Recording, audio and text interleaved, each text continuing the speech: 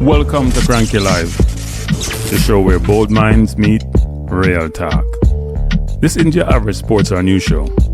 It's where we break down sports, culture, and controversy with facts, fire, and fearless honesty.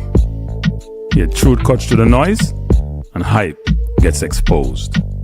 From football to track and field, from world issues to local debates, we ask the tough questions, speak without fear, and go deeper than the headlines. We don't follow the crowd, we set the trend. While others recycle the same tired takes, we bring fresh insight, unfiltered analysis, and bold perspectives. No echo chambers, no puppet talk, just real conversation for people who think for themselves. Listen with your brain, not just your ears. Think critically, question boldly, and speak freely. This is Cranky Live, where reason rules the mic and truth always win. Come on, let's get into it. Good night, good night, good night. Buenos noches, everyone. Buenos noches, buenos noches. Hope you have a wonderful, wonderful evening. I am extremely disappointed because I have my iPad in front of me, which I monitor like a hawk. And I noticed that there are 23 people watching and only 11 likes. That cannot be okay.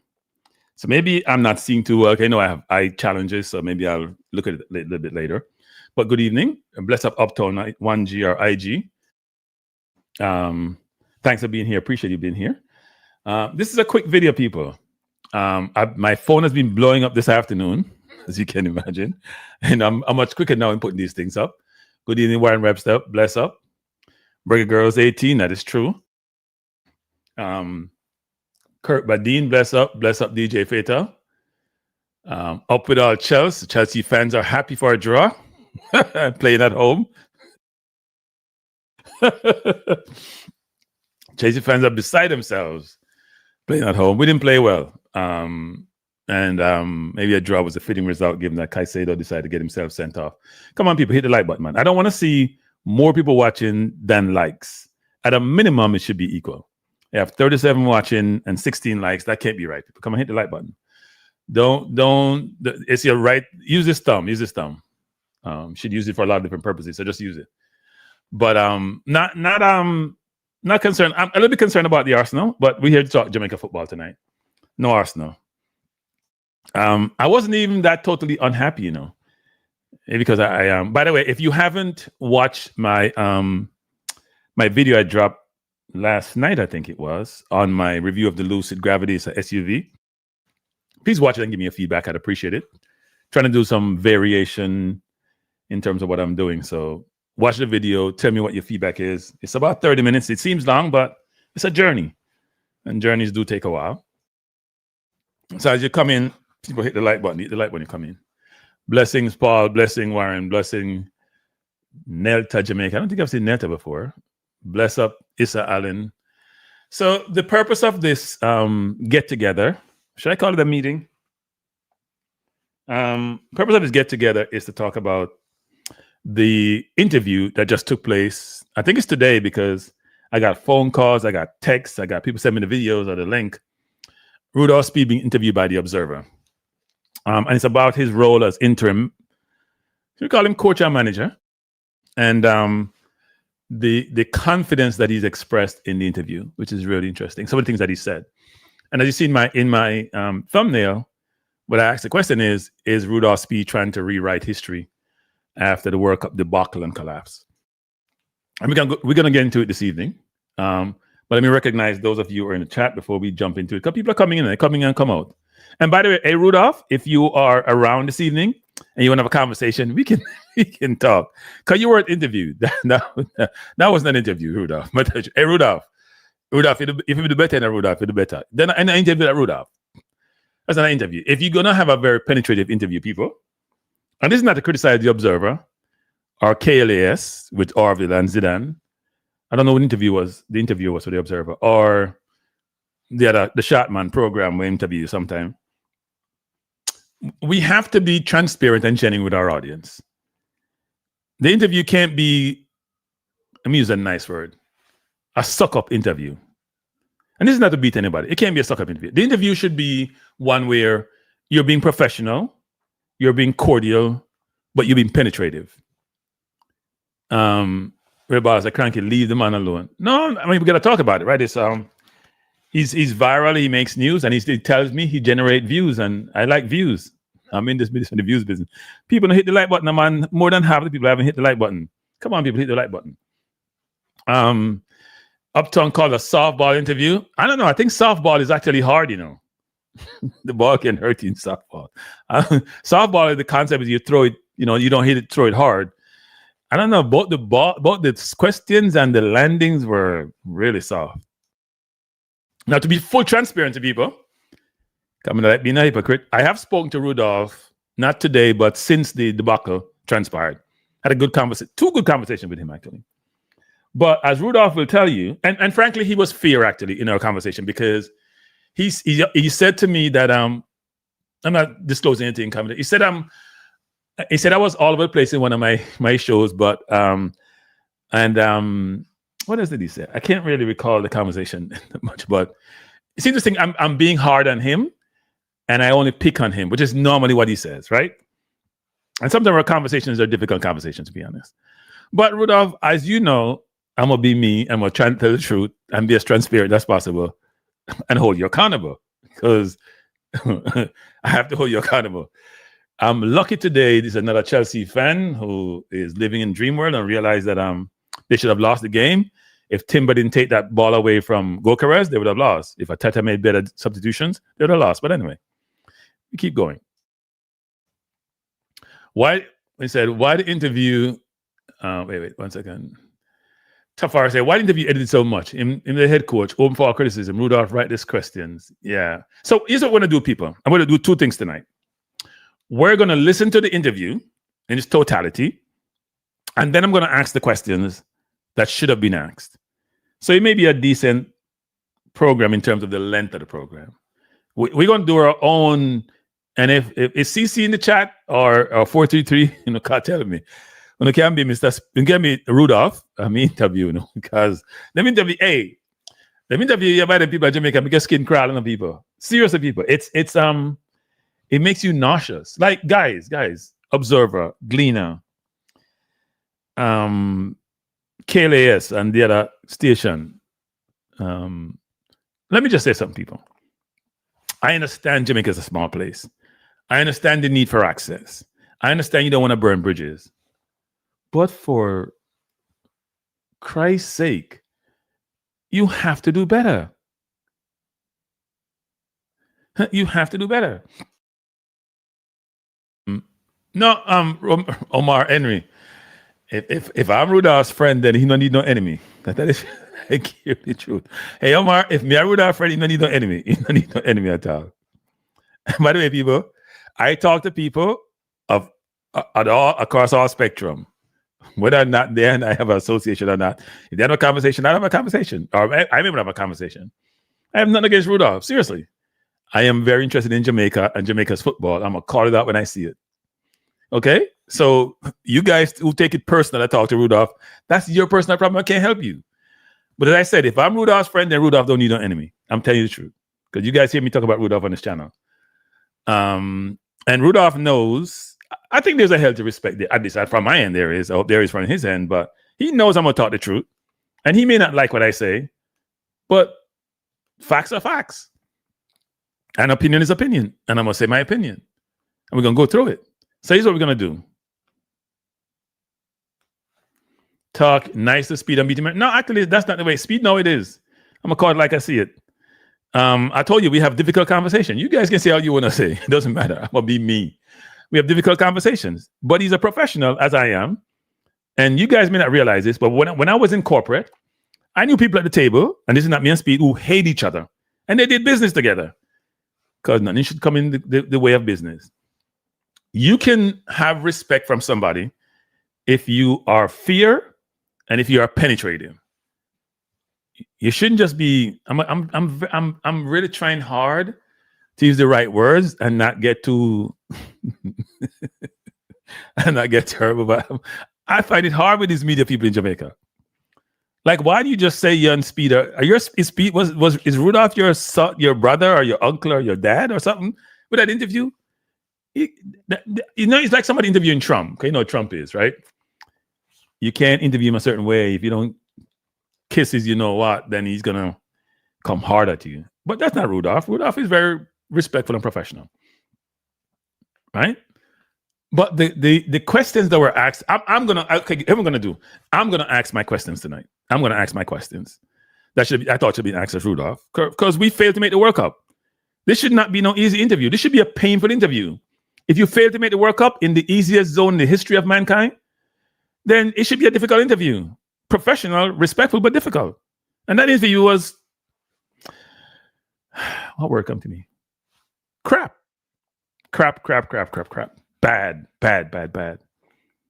That's not a journalist or investigative journalist or a journalist with any credibility. That's just sad, actually. And this seems to be a theme in Jamaica. And that's why, the island will struggle and continue to struggle because we don't have any independence. We don't have any objectivity. I was saying on my watch along stream today, talking about when I was listening to KLAS the other day and listening to the Little Short Man program, and they were talking about conflict, and I was amazed to realize they didn't know what conflict means. Because when they're trying to explain a conflict to the audience, you walk away shaking your head like, you can go Google it, and then you can extrapolate what's from Google to see what it means. They don't know what conflict means. They just didn't. And these are people who are public forum, have major programs, been in the media for years, think they walk on water, and they didn't know whatever true conflict is and what that entailed and how you remedy it. They just didn't know, and that's what's sad, actually. Brain Drain says, we did not fail. We're in. Hey, Brain Drain, by the way, Brain Drain, thanks for being a member. By the way, people, see, Brain Drain becomes a member, even though probably is the most difficult person I have in the chat. No, it's not. It's not the most difficult. He's the most interesting person in the chat from the context of nothing is ever serious for Brain Drain people. He's always looking for some angle of what you say and giving an angle. Unlike Reggae Boyz Reactor, who's just rude and trolling you, Brain Drain let you think, which is really good. And I like to think. So Brain Drain, do your thing like you normally do. No, I can't get an interview. Rudolph says that you remember I had a viral situation, Rudolph, way back when on somebody else's channel, and Rudolph got upset and said he wasn't come back to YouTube. And then I saw him on another program. So I got that to say he's not coming back on my channel. And I haven't asked him, actually. So even though I spoke to him, I didn't ask him to come on my channel. If he want to come, he'll ask me to come, but he won't come. He won't come. If I was Rudolph, I would come on my channel. Yeah, it probably would not. Rudolph was my first interview. I've said this, and I appreciate him coming on my channel then. But I wouldn't come back with somebody who's going to beat me all the time, and I think was not fair to me.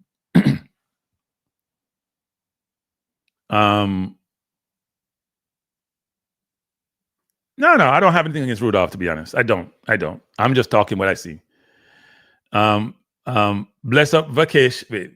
I can't get this up. Vacation phone Jamaica.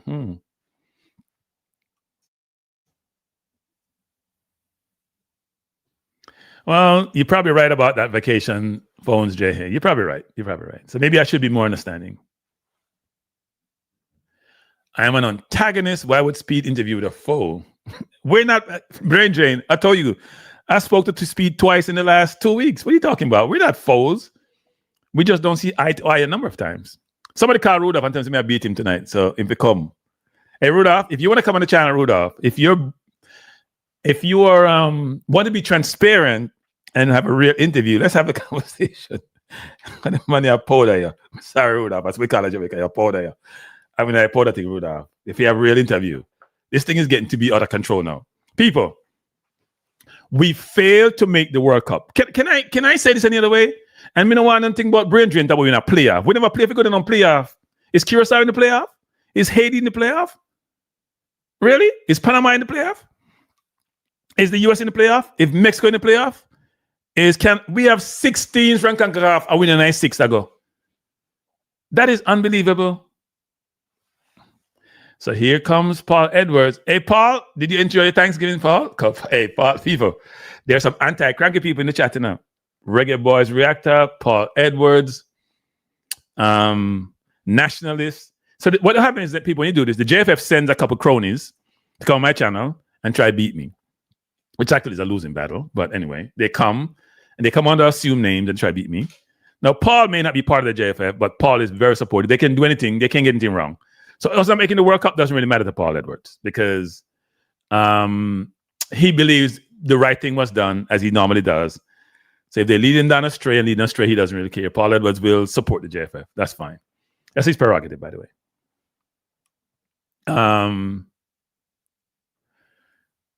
Tafari said, local media jealous of YouTubers because they become dinosaurs because they are compromised and behind.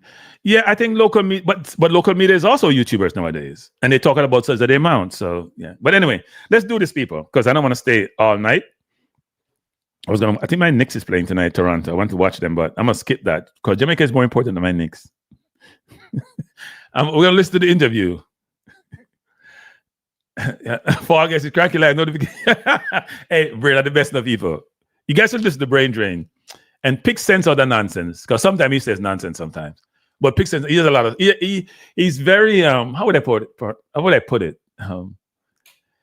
It's like you listening to or you seeing an oxymoron on a continuous basis, and you're like, damn, that's a skill set that one's acquire if you are an innate critic, I call it. But anyway, let's go. So let's listen to the interview, and then I will provide my reaction to the interview. I found it very interesting.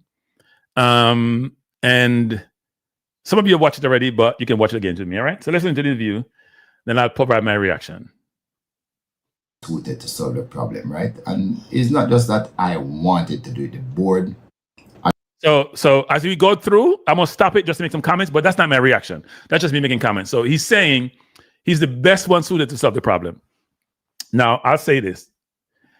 If I fail, I'm the best one suited to rectify my failure, even though I was part of the failure. Okay, but let's listen to the interview. I think it's about 20-something minutes. I think I'm probably the best one suited to solve the problem, right? And it's not just that I wanted to do it. The board wanted me to do it. So the vote is like 8-1-1.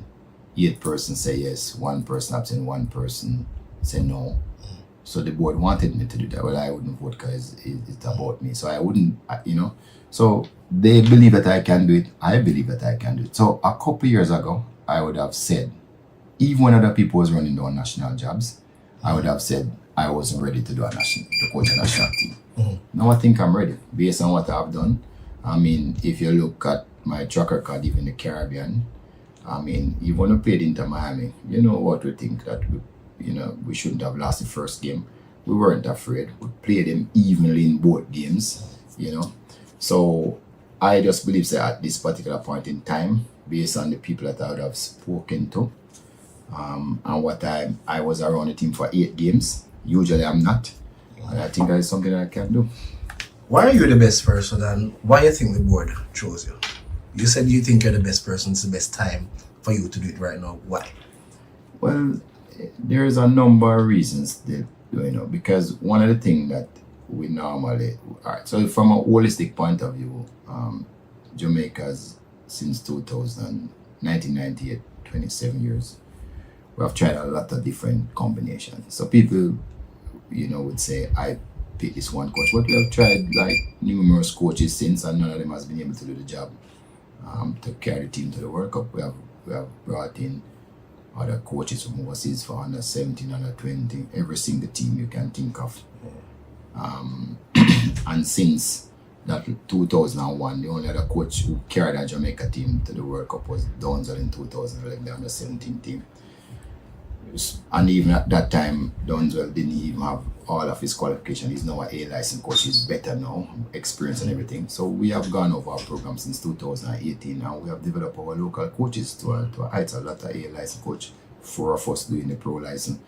So there was always a plan for Jamaica coaches at some stage to get the opportunity to show what they're worth hard, And And if you look at all the Jamaica teams now, they're all Jamaican coaches. It's easier for us to come to a philosophy while all of us are here and have the same, brought up the same. So that long-term plan just manifests itself right now. That give a Jamaican coach a chance. Fortunately, or unfortunately, the board believe that I'm the best one capable of doing it, and I accept it. All right. Describe a Rudolph Speid Reggae Boyz team. What does that look like? I didn't know you wanted me to give the opposition. But that's best as I can. No, I don't want to because, I mean, yeah, it is true. A lot of people coach against teams. It is true you need to coach against a coach because the team is playing what the coach wants, especially when you're playing against good coaches. So a Reggae Boy team for me, I really don't want to say at this particular point in time because it look like yes, every coach have player bias, but I really need to look through all that we have and pick the best person for the job. Person who's gonna fight, person who's gonna run 90 minutes, person who's gonna be disciplined and not thinking that they can, give the team, come to the match, not 100%. That is really my concern. I want every player to come to the match 100%. All right, answer it this way then. Considering that the potential matches are in March, there's no FIFA window between now and then. Do you believe you have enough time to instill your philosophy, your beliefs, your expectations in the group of players, the wider group of players that we have available? Yes. What happened with these players nowadays is not like players in the past. All of these players are versed in all the different moments of the game. The coach just choose a tactic. So that is why I'm not worried about the time, because all of these players would know how to play in transition, how to defend or attack in transition, how to defend in their own half, in the middle third or out high press. They all know how to do it, or they have an idea. It just a coach just decide which tactic he's going to use and which one of them he's going to use or half use. So I think 3-4 training session we can do a lot of work. Not everything, but I think we can do a lot of work. Can we expect additions to the squad? And I know your name has actually been associated with people like Lloyd Kelly from Juventus. Was my team. Tyrese Hall as well as a name that we keep hearing. Yeah. Can you confirm any interest in these players specifically? Yes, there is interest in all the players. As a matter of fact, I have a list of players that probably never represent us, and I'm going through to see if they fit. Because at this particular point in time, there's no time for sentiments or long service awards or things like that. We need to find the 23 best players who is going to do the business for Jamaica. On a personal level, Sir Speid, what does representing Jamaica at this level mean to you? I'm a nationalist, so it don't even matter which level. If once Jamaica call, and I've been called to serve in other capabilities, people just know of me in football because they haven't done their homework. But as you know, I was a volleyball president for 6 years, and I was one match away from going to the Olympic, in qualifications. The GOA, I've been the chef de mission on more than one occasion. I've been in Peru, that was the Pan American Games, and I've done the Commonwealth Games in England. So, no, I've served Jamaica in all the other capacities. People just don't know. At this particular time, also, as you know, I've been appointed to the FIFA committee, right? And also CFU, I've served on the CFU Audit and Compliance Committee. So I've done a lot of work that people don't know about, which I'm proud of, and this is just another. Whether you have a short tenure or a long tenure, what do you hope your legacy as the national head coach would be? I am only thinking about 4.5 months to the end of March. I'm not even thinking longer than that. All of my focus is just to get the team over the line, because that's what we need right now for Jamaica. And if we get over the line, would you expect to retain that job going to the World Cup and even beyond? Would you be interested? I don't know. It depends on what the board thinks, because I'm also a very important member of the board. People believe that I only deal with the national senior team, but you have to remember what my track record is since I have this job. National Academy, that was me, or my committee. That was my committee. We did the men's Premier League, the revamping of the men's Premier League, women's Premier League. We turned into a professional organization. I'm working on the men's tier 2. I get it off the ground already, so it's gonna have its own operation. Coaching education, which is a big thing. We didn't have, when in 2018 we had, I think, 20 odd coaches with the B license. Now we have over 100. We have 1,500 D license. We have about 300 C license. We have about 8 A license and about 30 more doing it right now. And we have 4 persons doing pro license. So that is us.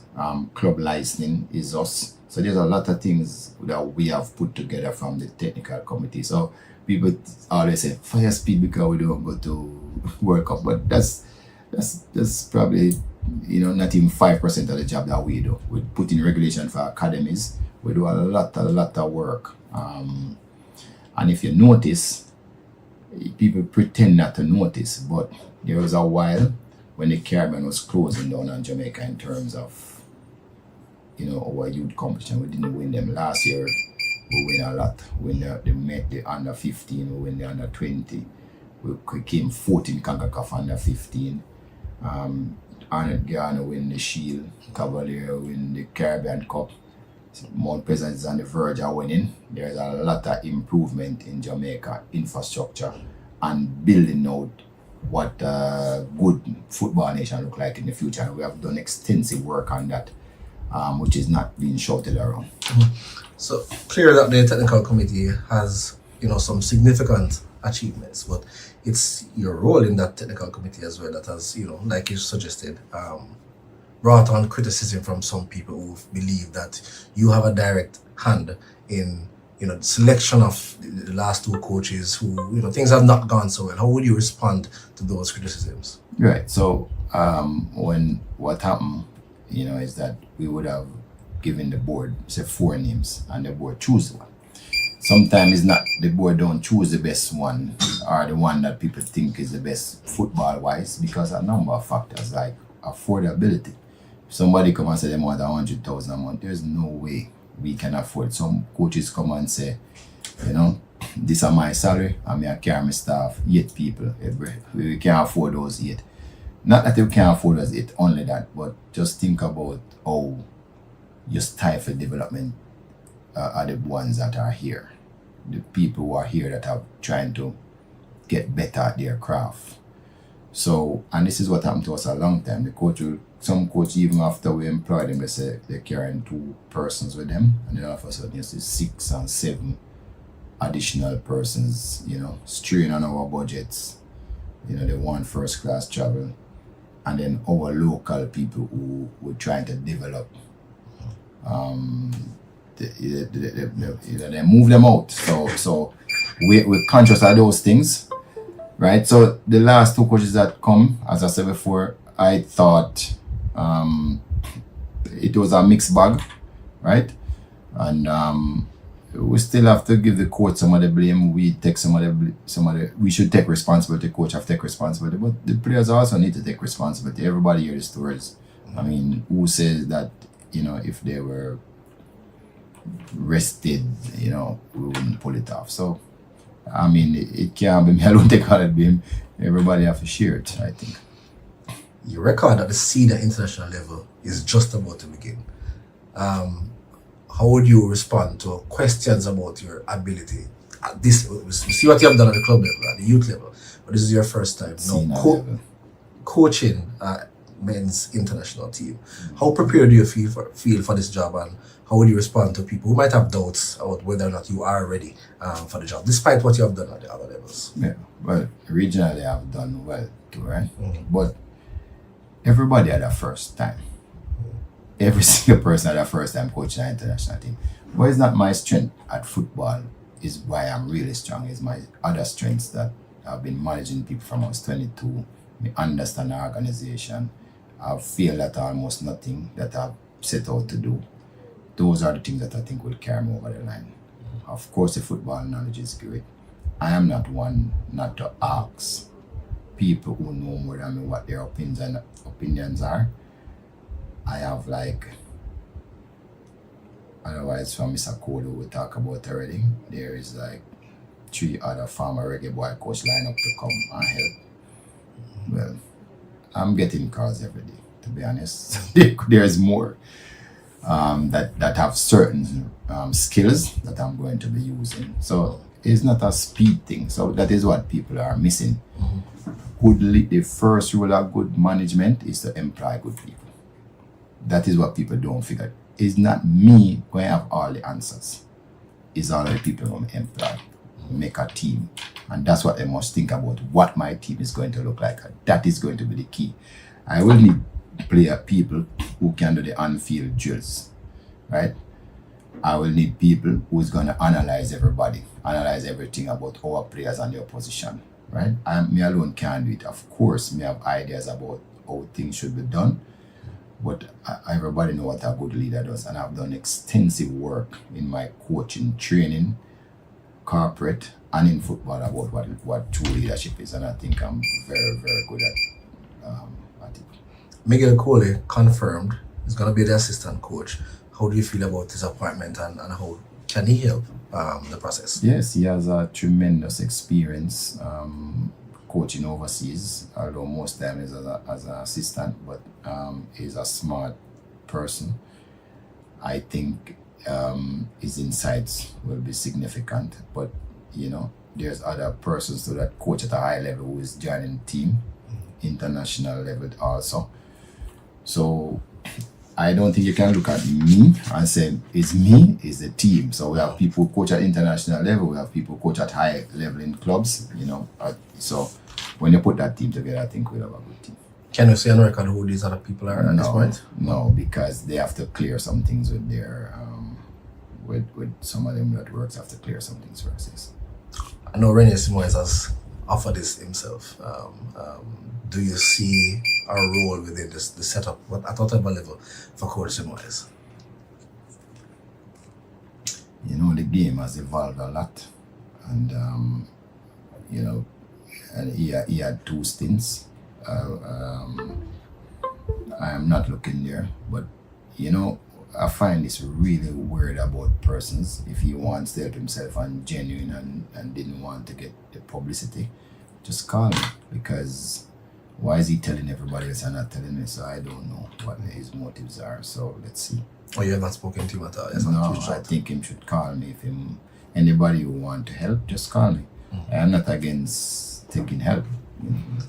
Let's turn our attention to the Interconfederation playoffs in March. Obviously, Congo, the Democratic Republic of Congo, that's the tougher opponent, right? Before we get there, we have to beat New Caledonia. What are your thoughts on the overall competition that awaits us? I think it's more difficult to get through that one than the one that we feel. That's my assessment.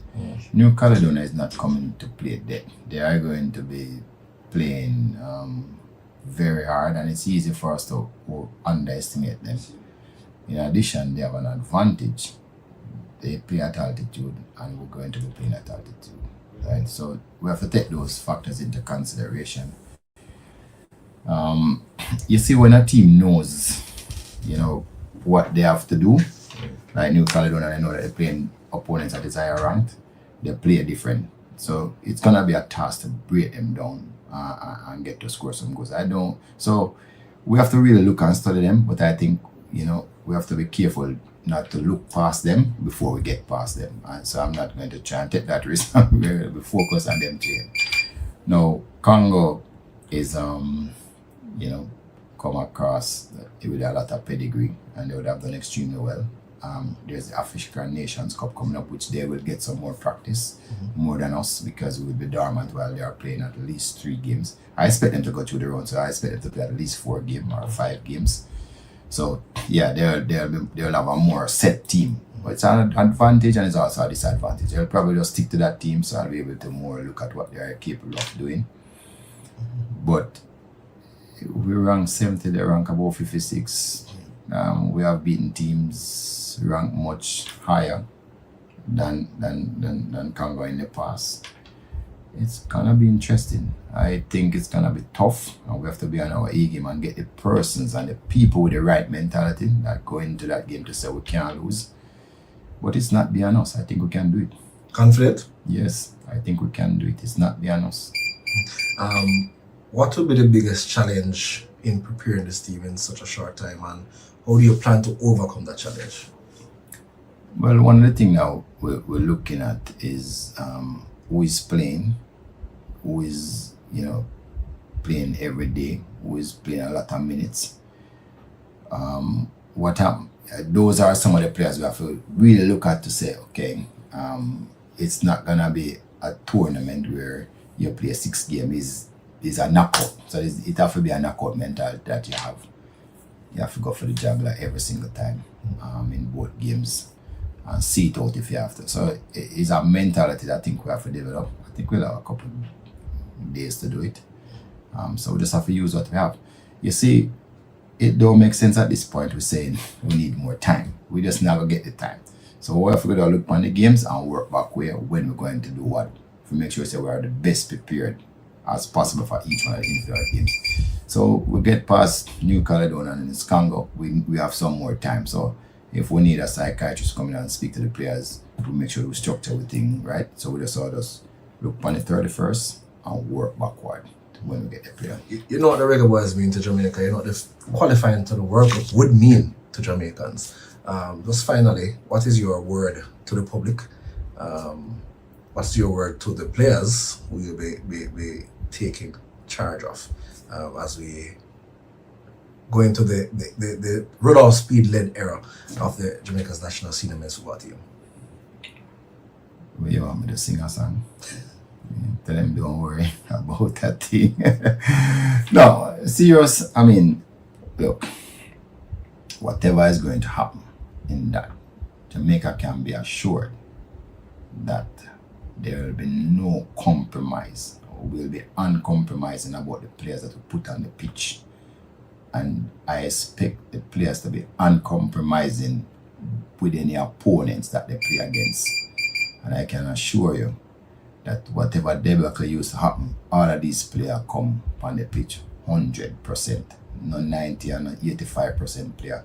All of them are come 100% for give everything them got to Jamaica's effort. You never asked me the question, but some people might ask why McLaren win if I was there. I was never there to insist. I was always there to assist. And I assisted him, but he had the last say in everything. So I couldn't, and people have to understand when I have a problem with if you come and try bully somebody who's in charge, then they'll stop listening to you. So it's my time. You say what you have to say, but I was assisting, not insisting, And if him want advice, he marks. So for him no want, So yeah, that's really how that go. I was assisting, not insisting. I mean, on that note too, how do you personally feel about that disappointment of not securing qualification when we had the chance to the final round?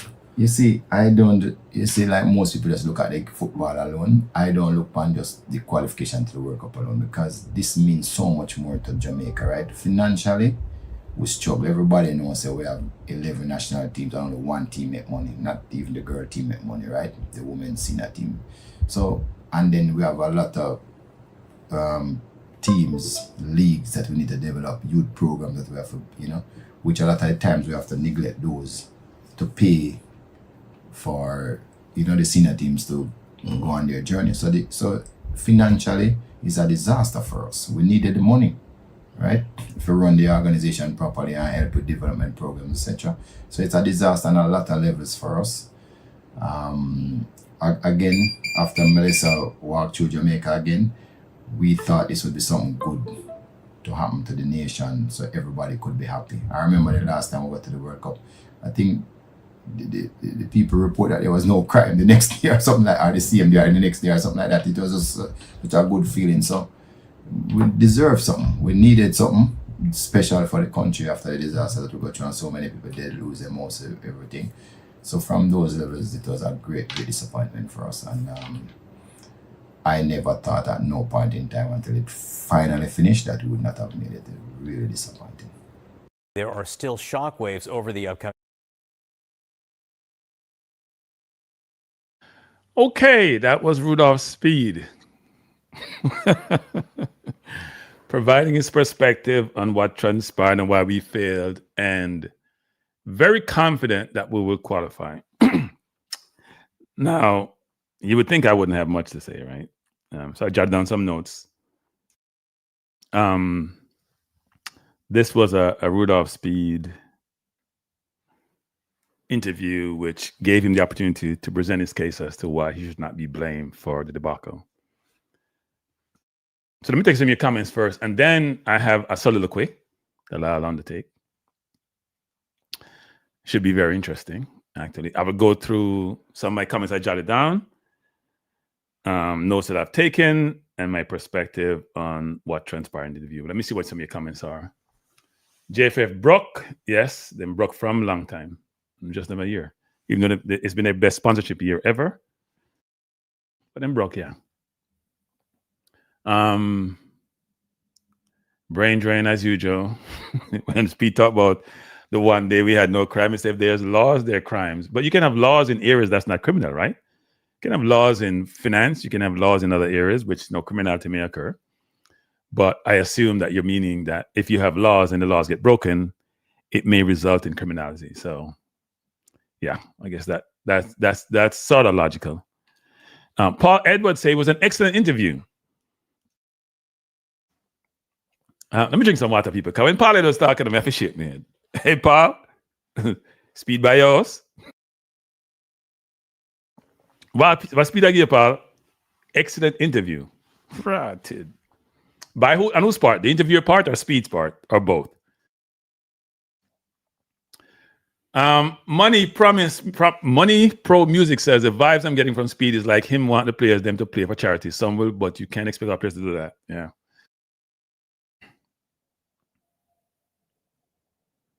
Someone says, Carter says, way of saying something is not a public statement from Greenwood announcing his intentions. I don't even know what that means. Way I said something. I hear him say nothing about England. People interpret the way they want to. At no point you thought we wouldn't qualify. Interesting. With the way we played the last 4 or 5 games, at no point it crossed his mind that maybe we couldn't.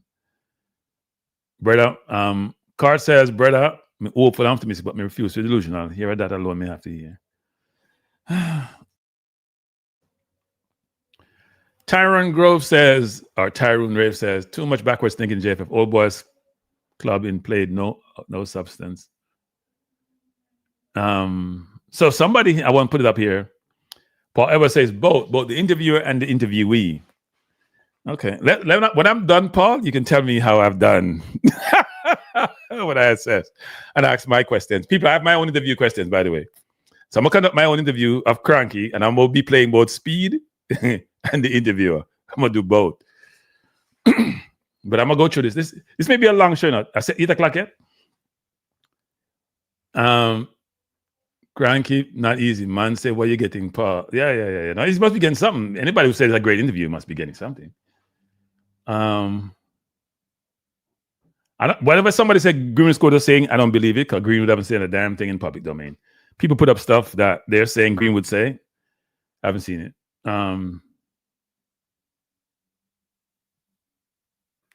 So Lensworth Campbell says, we are too foreign-minded that we don't qualify too much foreign in the team. Every World Cup time, what we do. Okay, here. It's one of those people that's causing the problem, people. The us versus them mentality. People who are citizens should not be considered because they weren't born in Jamaica.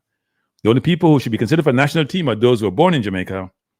And if we had them, they would qualify. And yes, I did hear somebody talked about the great midfielders we produce in Lamar Walker and Malachi Douglas. I think I heard that on the Little Short Man channel. He talked about those being excellent midfielders who we produce. He didn't say that exactly what he was suggesting, because the question was that Rudolph Speid basically said Jamaica doesn't produce very good midfielders. And that's what was said on his program. And he agreed or concurred, or he said it. So you must be one of those Lensworth Campbell individuals, must be one of those individuals who believe that the talent on the island is so great. That's why when the coaches come, they go look for foreign-born players, because they don't like good talent. They don't like good talent. Let me see what else is here I should put up. Yeah, J Money. I know he hasn't. People just make up crap. There's one YouTuber who likes to do that. He just lies repeatedly. And he would put up stuff that's just lying. He's a liar. I'm a sports blem. I'm gonna call him out. He's a liar. What's his name? JT or whatever his name is. He's a liar. And he lies repeatedly and he puts stuff out which is incorrect and wrong and rude. And you don't hear me beat YouTubers now. But he lied on me and he lied on Rudolph Speid about Rudolph said something about me. People like that are despicable. Seriously, despicable. You can't be an adult and act like a 5-year-old and lie for lying's sake. So yeah, I'm gonna call it out. I have no problem doing that. Man's a liar and despicable person. Then when I called him up about it, he said, "Oh, you can't take a comment." No, I can't take a liar and a despicable individual. Cannot take you. Lies for no reason. Man just lies just to get clicks. Can't be that serious. Go get a damn job. All right, so cranky time now. So let's go over the interview, people. So we'll start. Welcome back to the show. Welcome to the channel. So I observe a few things. Speid appears calm during the interview because he wouldn't get no tough question. Rudolph, if you're in the chat, Rudolph, come in me interview you right now. I'm dead serious, Rudolph. Come interview you. Questions won't be hard to relay to you. But if you think about he was confident, what was he confident about? Fixing the team or fixing his image? Because while he speaks like an outsider in terms of helping the coach, the truth is he was both the technical director of the technical, he was a technical chair of the technical committee, and the technical advisor. Now, I know he said he was assisting, not insisting, because we're now in the rhyme business. But this is serious business. We're not a rhyme thing.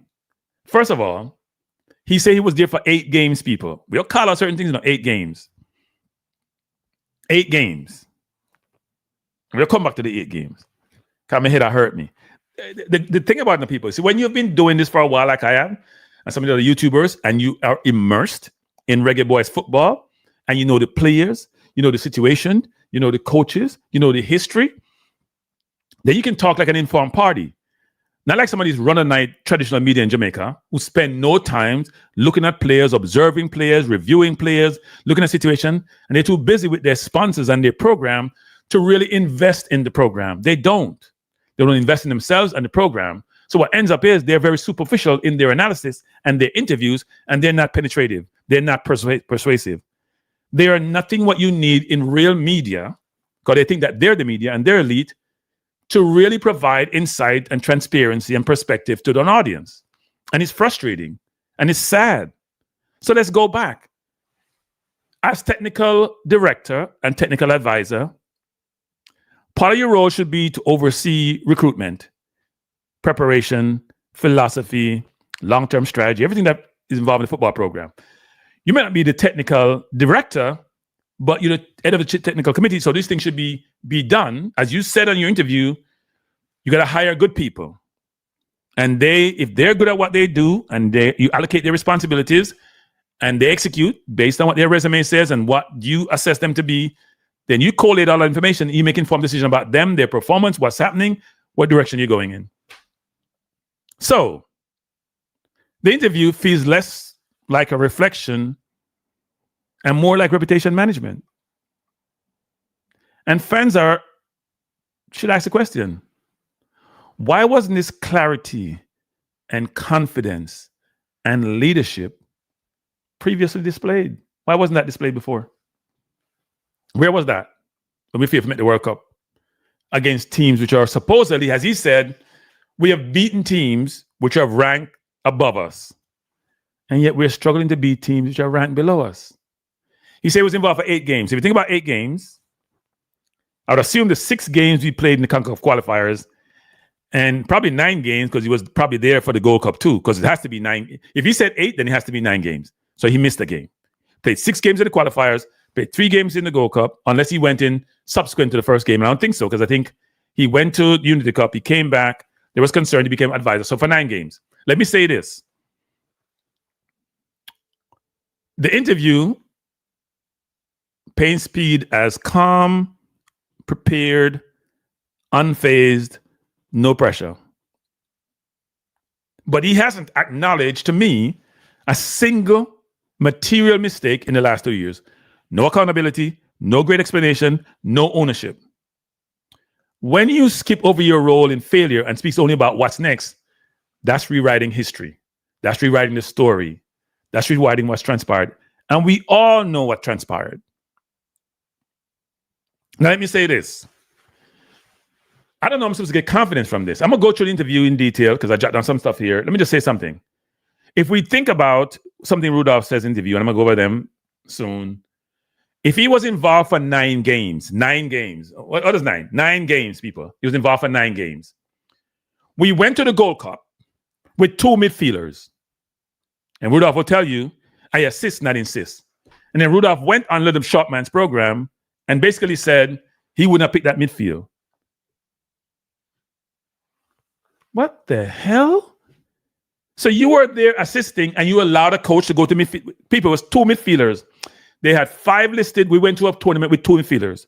Hayden was going back to England. I knew this way before it happened, and I said that. Busy Atkins was not a midfielder, and Bobby Reed was injured, coming off an injury. So we had 2 midfielders. 2 midfielders, people. Palmer and Russell. Amazing. Amazing. Make no sense to me.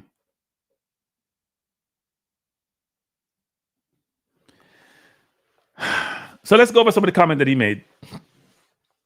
I'm going to make this kind of comment. If Jamaica wins, Speid is a hero. If they lose, he's Teflon down. He has no responsibility. And Rudolph, you're going to be mad at me, Rudolph, but I got to call it like I see it. I know you're going to be mad at me. But yeah, I don't know. Somebody's going to say this. Why is he, so the interview asks, why was he the best man for the job? The board wanted him to do it. I think he said one person disagreed. He didn't vote. And the other 7 or 8, whatever he does, agreed. Then he talked about his accomplishments in some respects and shouldn't have lost the game against Inter Miami. So Rudolph, I'm going to remind you, Rudolph, because sometimes we have memory problems. We keep talking about our Caribbean accomplishments. For God damn it, Haiti's going to the World Cup. Haiti's going to the World Cup. Curacao is going to the World Cup. Curacao population is sometime between 150 and 180, what we want to believe. Haiti has major problems as a country. They might go World Cup, we now go. So I'm talking about no Caribbean thing when it comes to as an individual. You're part of the regime. You hired the coach. And you and I had a conversation in these. One of the reasons why you left YouTube was because me and you argue. I'm going to tell you, I want a Spanish coach. Because you go full coach, you're going to hire. And then I'm going to work and you're going to hire the coach. And they don't want to take responsibility. When the coach I leave him, I talk about you. Him say Speid. I tell the people, say you hire him. Somebody make a recommendation. The board just rubber stamp your recommendation. Them. The board is useless. Useless. So let's go back to what Speid said. And talk about Inter Miami. Rudolph, you have played 2 games against teams outside the Caribbean. The Caribbean is not a measuring stick. They're all going south, not north. 2 games against teams in the Caribbean. Okay, 2 games. I mean, 2 games, two rounds against teams in CONCACAF, outside the Caribbean, MLS teams, Cincinnati and Miami. You lost by 10 goals to 0. You have not scored a goal in any of the 4 games you have played. Not 1 goal. Did you miss a couple chances against Miami in the first game? Yes. You don't score no goal. You don't look close to beating them anytime soon. Cincinnati walked in the park. You say it was iPads and stuff you didn't have. You didn't have the tools. Because Inter Miami, know what the excuse is. So you make some money. Like, so you haven't done anything outside the Caribbean to get excited about. Yes, doing well in the Caribbean is a good thing, and you should be commended for that. But when you went to the higher region, like you're trying to go against Congo, okay, talk about better teams, you ain't do nothing. You ain't beat no teams you're not supposed to beat. Which team you beat outside the Caribbean you're supposed to beat? You're supposed to beat Cincinnati outside the Caribbean. You don't beat them. You don't beat Inter Miami. You're close to beat them. So how do you achieve above what your expectation is when you can't beat them team there? Or you can't even draw with them? They didn't get a draw. You lose 4 of them by a score of 10-0. You look score a goal 0. My head hurt me. I'm hearing the nonsense there. Let's go again, people. What me chat down now? Why the board chose him? Numerous coaches come in for the World Cup and has not been successful. Only done with under 17 since 98. Okay. Let's take a step back. For the men's team, yes, that is correct. And we're going to touch upon that. We came close one year. But Donaldson took the women to the last, the second round of the World Cup. In our history never happened. And you don't let him go and say, oh, no, that wasn't it. We didn't renew his contract. Him not getting on no feelings with some lady upon the board. I want to fire the best coach you never have in no history. And then you talk nonsense about say, they do have nothing in the World Cup. I know man team alone go World Cup. Woman team go World Cup too. They were on the map more than a man. They were being commended. They were being lauded. Except, you know what? They might fight with them. War with them, because dysfunctional. So none of them have war. Major war, people. Major war. You and the girls had war because we're dysfunctional. And because you're so stubborn and don't want to be the adults in the room, you couldn't come to compromise. And I supported you guys in some respects with the girls, but I also beat you guys in some respect with the girls. I think the girls didn't make the strategy of missing the Gold Cup. Kind of fight with them and race no feelings. I'm not gonna make a good decision. Beat no feelings. It's not about being a nationalist. About yourself. That's why that happened. Let's go to Hagrimson. Him fire couldn't work with What are we missing here, people? Hagrimson fired the JFF because he couldn't work with them. Couldn't work with the interference. And then we hear Omar McFarlane come on CVM, interviewed by another. Let me choose my words carefully. By another brilliant, deductive, persuasive, penetrative. The man says a great interviewer, Orville from KLS and CVM. Company station in my talk. I made the interview. It was the most nonsensical interview ever, and the man saying great. Omar deny everything. Teflon Dan deny everything. Nothing sticks because they didn't ask the right question. And some of the things we know that was said are true. I know them a long time ago. Anyway. Rudolph said it was always a plan for Jamaica coaches to get opportunity. So if the plan was to Jamaica coaches to get opportunity, people, and you have Meron Gordon there, coach after coach, was the plan to get Meron to the next level? Why was the question asked? If the initial plan was to get coaches with requisite experience, know-how, and learnings to elevate them to the level of national coach, why just have Meron Gordon there all the time? And you're not considering him now to be a coach on your staff. Why is Meron Gordon there? Why don't you have you there? Or somebody is there to learn, develop, evolve, and then take over the role? Why didn't we have that? What was the purpose of Meron there every single window when you're saying that that was the plan all along?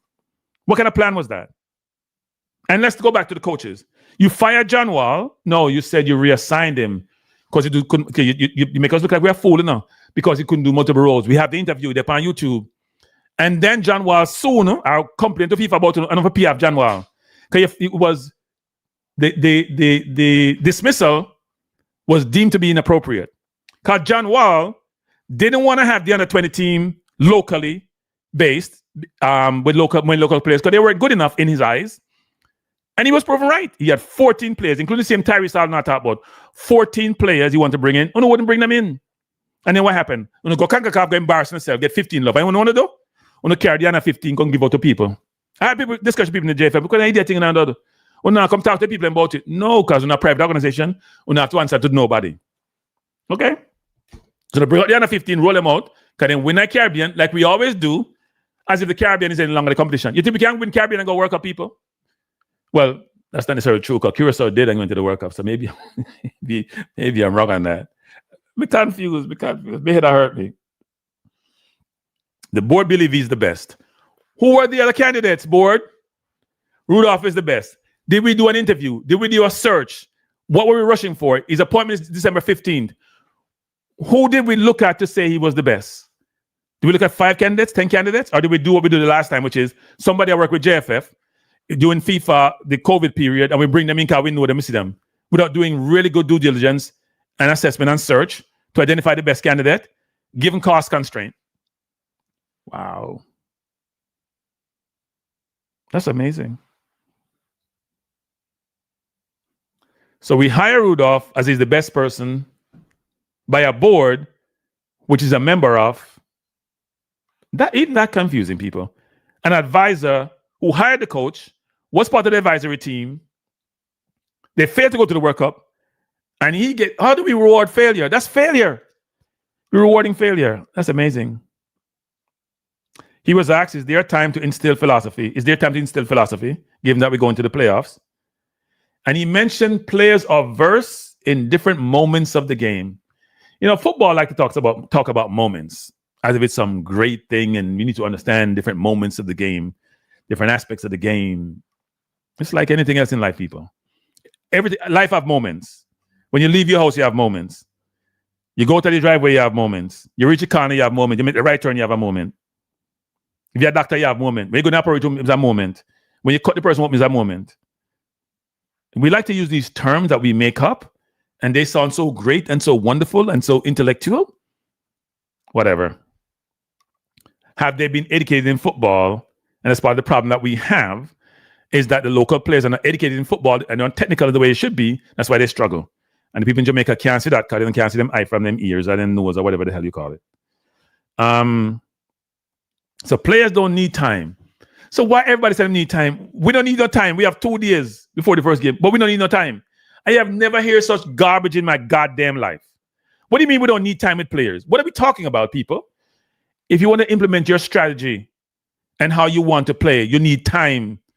Say you won't have time, so you have to figure out a way to make it work. Don't say you don't need time. That's nonsense. What are we talking about? I think Arsenal gets so good, and all the players who play for Arsenal, and after that about how much detail he is and how they learn from him, and they never played football before. Sometimes I think it's overstated because they want to be in them good graces, but still. And he was asked, will there be additions? Now, this is a really interesting one because the interviewer mentioned Lloyd Kelly, Tyrese Hall, and he said he wants the best 23. Let me just say this. We have been talking about these players ad nauseum on these programs, people. Now to go just pursue them now versus then. I had a conversation with somebody in the JFF about Tyrese Hall. I sent the person clips about thinking about Tyrese Hall. Supposedly the coach went and said the player is one for the future. And you just people call some bad word when you hear them nonsense there. Seriously. I know we are pursuing. So if I want for the future, we are pursuing Nova. When we see the kid that play a ball and I play good and I score a goal. And we just dismiss him. So why didn't Speid fire the coach before? Fire him before the World Cup. Fire him after the World Cup. Because he wasn't doing anything. We're struggling against BVI, we're struggling against Cuba, struggling against everything. So why not fire him? So the coach fire himself.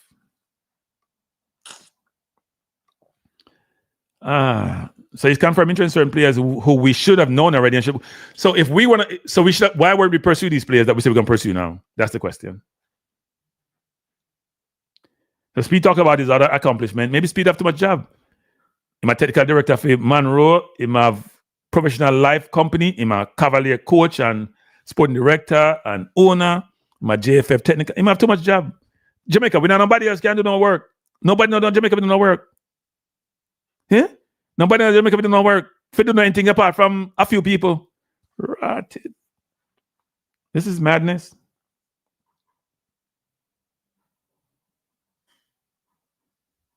And Speid mentioned all these great accomplishments we have had. Women Pro League, JPL, coach education, pro license. Let me just say this, people. All that's all good. And that's right direction. But these things have to manifest themselves in the public domain, which is on the field of play and in the environment you operated in. And everything seems to be in its infancy. Everything seems to be in infancy. It's not in some place where it's so mature, where you can say, you know what, this has been done. We don't know if the coaches them go through training, learn nothing and good at what they do. We don't know. We can't tell. When are we going to, the question should be about when are these going to materialize in the environment that we operate in? And then Speid and talk about winning the Caribbean and what they winning in the Caribbean. We've been winning the Caribbean for years. We winning the Caribbean before Speid, and we're winning the Caribbean now. We always win the Caribbean. We used to struggle with Trinidad, yes, but we win the Caribbean all the time. This is not new. So detailing Caribbean accomplishments as if it's some great accomplishment is not. What are we winning outside the Caribbean? Tapa did well in the Gold Cup. In fact, Tapa did much better than some of these coaches have done, to be honest. The question about everybody starts at this level, I would agree. Somebody get international experience, but you have no experience as an assistant or anything, or you have coached nothing where we have accomplished anything outside the Caribbean. This is international. which is outside the Caribbean, you haven't put yourself in a position. Yes, you're a smart person. That's without saying. And I believe in this wholeheartedly, that if you've done well in your professional life, you can't do well in football. To me, not that complex. It ain't that complex. Especially to the people who do well in football and coaching. I was the one who have some kind of education, are smart enough to be managers. And I agree, if you're a manager and you're a good manager and you realize it's not about you, it's about the people who you hire, what their roles are, and you're able to evaluate talent, whether it's in the boardroom or in the playing field, yeah, that should help. But why weren't you putting yourself in a position to then transition to the national team as coach, if that's what your ambition was? Didn't see that happening. And then we talk about Simonis. I'm not going to the Simonis situation. I don't know what that entails. He didn't seem happy to hear about Simonis. By the way, people, if you haven't hit the like button, if you don't like the program, people, you're not hit the like button. If you like it, hit the like button. That's all I have to say. Now move on from that. Now, at least he's saying we're going to take every opponent seriously. So New Caledonia seriously. You think they're going to play low block? But we're full of selfie. Right. So what we all play against Congo? If they want to play a low block against, we will play against Congo. He did say something that was good, though. He's going to look at the players who are playing regularly. I've been saying this for the longest, people. Pure bench player we have. Pure bench player we have. Pure bench player we have. Maybe 80% of the players are my bench player. And maybe half of them now get no game time or pushing a game time. That's a problem. Does that mean we'll drop off half the team? If the focus is going to be people getting game time, maybe, as he said, he needs to recruit new players. First of all, the ones we have, some of them are not good enough, and others are not getting the game time. But this concept that Rudolph is trying to provide to the general audience about he was only there as an assist versus insist. Sorry, Rudolph. Yeah, I'm boss, and I'm bite. You guys went to the playoffs, the World Cup qualifiers with not a good enough midfield, and you went to the Gold Cup with the same say just a little bit better than the Gold Cup in the midfield. That was negligence at its highest. Negligence at its highest. And at the end of the day, it cost us immensely. Cost us immensely. Really sad, actually. So I'm not sure we're going to get that confidence, Rudolph. I know you hate this what I'm saying here. I know where this confidence come from when playing a team that's better than us. And we don't have no time to prepare. So why we need McLaren and people? Okay, I'm asking these people. What Rudolph is saying is that anybody can get this job done, so they don't need McLaren. So we're paying McLaren and Halgrimson $500,000 a year or even more to become coach if anybody can do this. If you don't need much time with the player, them. If it's moments of the game and they all been trained different moments. What if we play our system of play, low block, mid block, transition? If then why we need no big coach? We need anybody can coach them then. Tell me them a little bit of education. So why we pay them coach all the money for? Why we never just hire somebody local from long time? If it's so easy, I want to need no big name. I don't understand. I am totally confused. Now, I would have had questions for Rudolph Speid. And so I'm going to ask some of my questions. I'm going to go through them quickly. I have questions for Rudolph Speid. Rudolph, come on the program, man. Let me ask the question. Sure. It's not working for me, Rudolph. I can't ask myself the question now. Come on the program, Rudolph, so I can ask you the questions. I'm going to take some comments first. And then I'm going to go to my questions that I have for Rudolph. Because I have a lot of questions. A lot of questions. A lot of questions, people. So, before the game is saying, Cranky, listen, the video again. How much time you think is needed to fight, run, and give 100% doing that?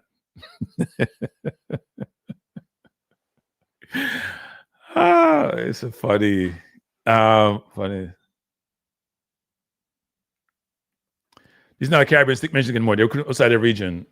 We've been recruited outside the region.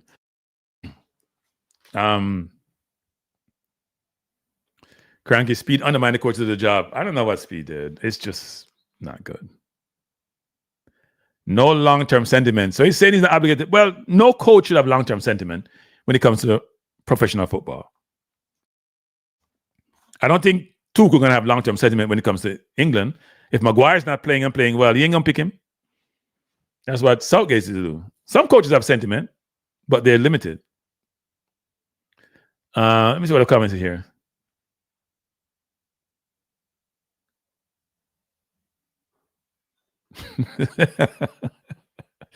I know about the dog too, but yeah.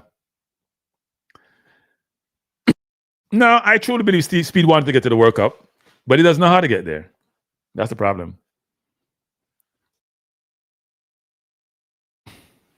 Because it's Speid hire Speid to advise Steve. Speid accepts Steve's resignation.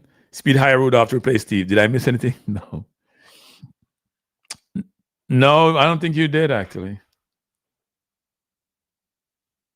They ignored the midfield because we were calling for Ravel. He did it to spite us. No, I don't think so.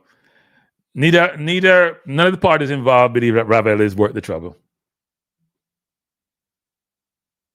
Yeah, it appears that way.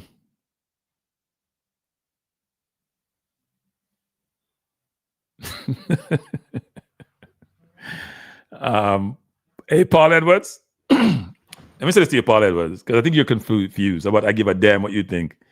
Paul Edwards, neither you nor the people who run the JFF. If you tell me I'm stupid, I embrace that with glee, Paul Edwards. If you guys tell me I'm stupid, I embrace that with glee. Trust me. With glee. That's all I gotta say, Paul. With glee. Emotional, not logical. Okay, Paul. And you're logical. No, that doesn't work, Triple E. No, that doesn't work, Triple E. So another pickup team is always a pickup team. To get to the World Cup, Paul Edwards, take your head out, you know what? I said in Jamaica, I say head. Take your head out, you know what? We had a chance to go to the World Cup directly, automatically. The easiest zone ever, and we failed. Because the administration failed and the coaches failed, or the coach failed. I call the coaches because he had reserve. People like Paul Edwards, people are part of the problem in Jamaica. Paul, you're part of the problem. You're not part of the solution. You're part of the problem. We put up with nonsense. We put up ineptitude. We put up with failure. And we embrace failure. And then we say, oh, we can't do anything. Because I was told that we can't do anything about the JFF because you're a private organization. I think I have seen where fans have affected how organizations operate, whether it's a public company, private company, whatever. So long as you have a public-facing program, you can be affected. I don't give a damn what they say. You can. Now, I hear Liquor Shopman, I thought, well, since we learn, say a private company, we can't do nothing. Because you're in bed with them. You're not challenging them. They can be challenged, people. They can be hurt in a number of different ways. Just got to organize yourself. What do I mean by that? Well, I think that in Europe, the big teams in Europe, the Real Madrid, the Arsenal, all over, want to go form their own runaway league. What happens? The fans and media say, hell no. Not happening. You know what happened? It got squashed. Man, you want to bring back Greenwood. The woman, especially the woman, says, hell no, not happening. It got squashed. Trust me. You can make people living hell, life people hell, when you're fans and you're in the public domain. If you really want to do it. Now, yeah, don't worry about Paul Edwards. I mean, Paul Edwards, nationalists, all them people who come in here, try to derail the conversation. They can say what they want to say and do what they want to say. It doesn't make a difference. I'm going to say what I say. I'm not as smart as they are, apparently, but I'm going to say what I say. Nah, Rudolph's not going to come. Rudolph told me he's not coming back on YouTube, and then I see him on YouTube. What he should have said is, I'm not coming back on Cranky's program, ever. That's what he should have said.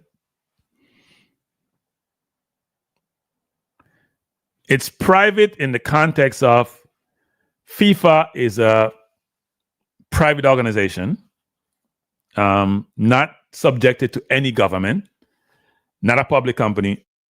And they make sure they maintain that status by threatening countries that if they ever not adhere to FIFA rules and requirements, they will ban them from their tournaments and participating in their organization.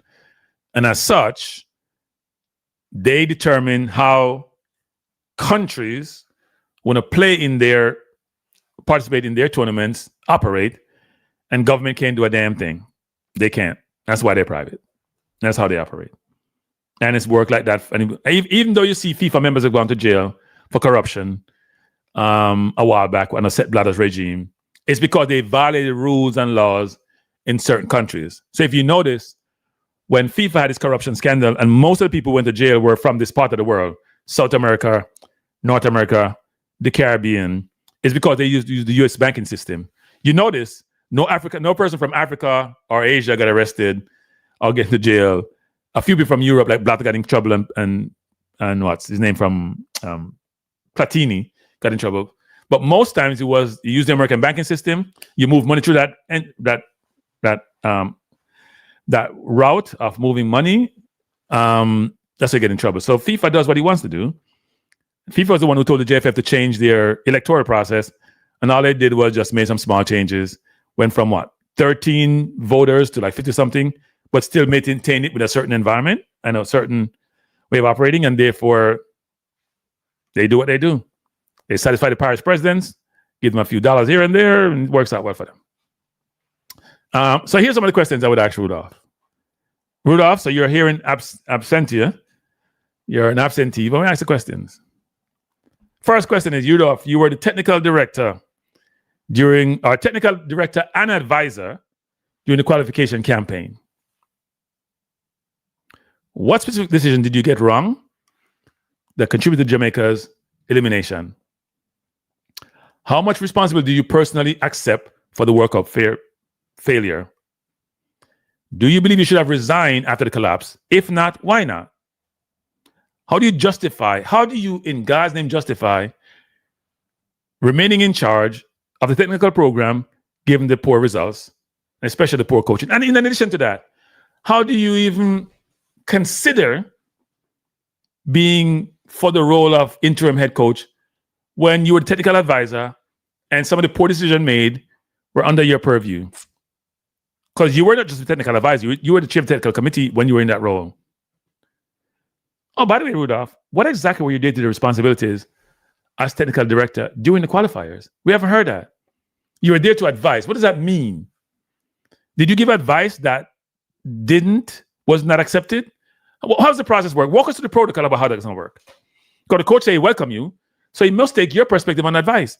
And you still went to the qualifiers with 5 midfielders, even after we went to 2 with the Gold Cup. So please explain to us. If systems were broken, why didn't you fix them in your role? By the way, Rudolph, question for you.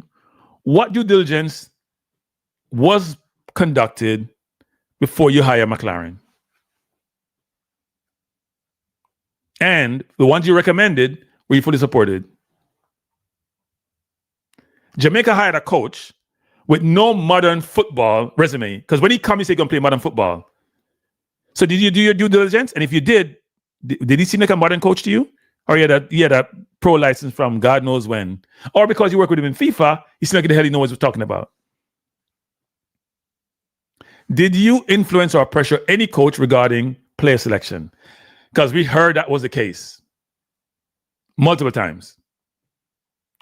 You said you were there to assist, not advise. So often did the coach push back against your input, or so some people would say interference. How often did they push back? Did they ever push back? What was the relationship? How did it work? Also, you're going to recruit now because these players are not the right level. Why didn't you recruit then? Were there players there that you should... Wait, okay, step back. You're technical chair, technical committee, you're the technical advisor. Did you identify any players? Did you scout any players? Were there any players you saw out there that you should have known that you didn't know? What was that about? How many players did you personally contact? And can you list those players? Because now we mentioned in Lloyd Kelly and this player and Tyrese. And how many players do you contact in your role as technical chair? And then an advisor that you're going to contact now you didn't contact then. And why wasn't that noticed then? Did we get complacent? Were we too comfortable? Were we too confident? Were we too arrogant? Why were you bringing some diaspora players so late? Did we have a problem with Pika? What was the problem? Have you pushed for Cavalier players to be in the national squad? Because right now you're the coach and a conflict is there. What about the conflict of interest? Is that real? Is it perceived? What did FIFA say about conflict of interest? What did the board say about conflict of interest? How can you coach Cavalier, be the technical director for Cavalier, be the sporting director for Cavalier, being the owner of Cavalier, be chair of the technical committee, and then be the coach? I know you're taking a leave of absence from the technical committee chair and the board, but how can you be the coach for Cavaliers in the national team? And also own Cavaliers. Not only be the coach, you can coach both teams if there's a process in place. Is there a process in place to say you shouldn't select Cavalier players? How does that work? Have you ever tried to influence any coach's decision ever while you're in the technical director chair? Really? Can you honestly say there has been no interference from the administration in selection or preparation?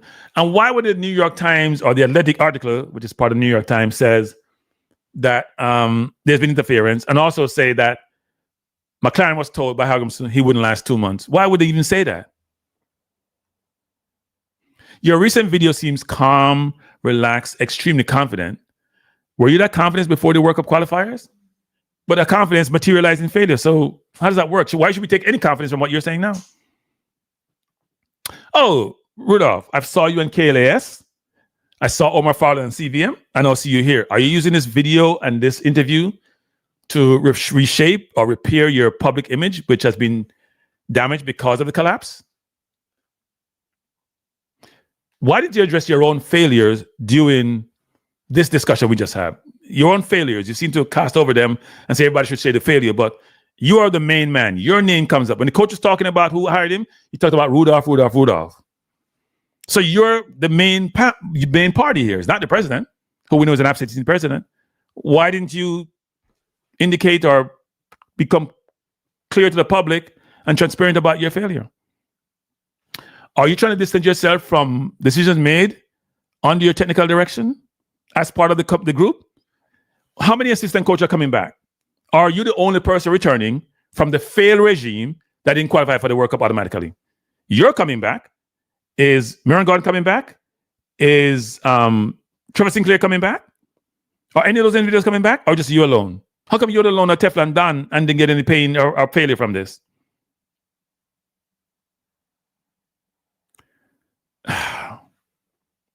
Where's the technical report on this whole debacle? When are we going to get some kind of report to the public about what transpired, how the coach was evaluated, or is it all done internally? Was there a report prepared after the Unity Cup, after the Gold Cup, after the BVI Cuba game, St. Vincent game? Did we put a report on the coach on his doing? Did they bring you into the technical advisor role because they didn't have confidence in the coach? And if so, why didn't you just fire him? Give me a role in the collapse. Do you think it was appropriate for you to be appointed interim coach?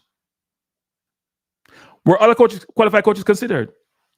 Why weren't you? And if they were, why were you chosen ahead of them? Is it because you're just going local? You want a local coach, and you're supposed to be the best local coach? Why is that? Why you didn't consider Theodore Whitmore? He's gone to the Gold Cup semifinal. He's gone to the Gold Cup. I think he went to a final, if I'm not mistaken. He has the international experience. Why even consider him? Do you understand why fans see your appointment as a conflict of interest and not digestible, given the failure of the soup zone that we're in? How do you convince Jamaica you're not benefiting from your own technical decisions?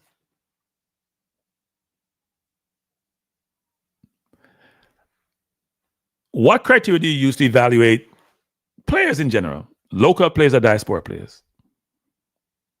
What recruiting mechanism has the JFA put in place under your leadership as technical chair to be easily identify players who may be local or of Jamaican citizenship or Jamaican history, diaspora heritage that we can pursue?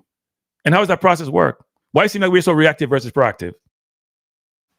Why should fans believe you can succeed now under tough conditions when you didn't do so in the soup qualifiers?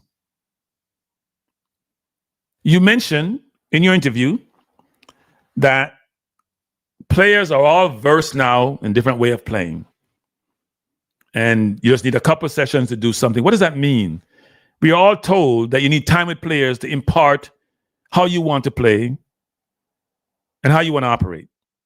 So how would that work if you don't have much time? You only have 2 days when Congo has a whole African Nations Cup to playing, and they've been playing together for a while now.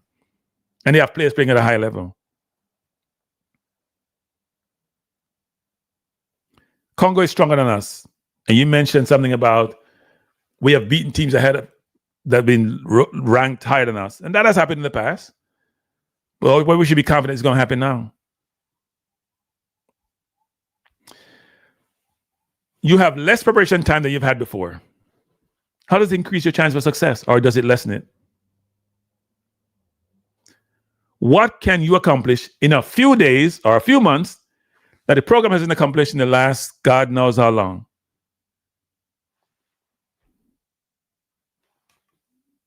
If the structure was broken during qualifier, how are you going to fix it now?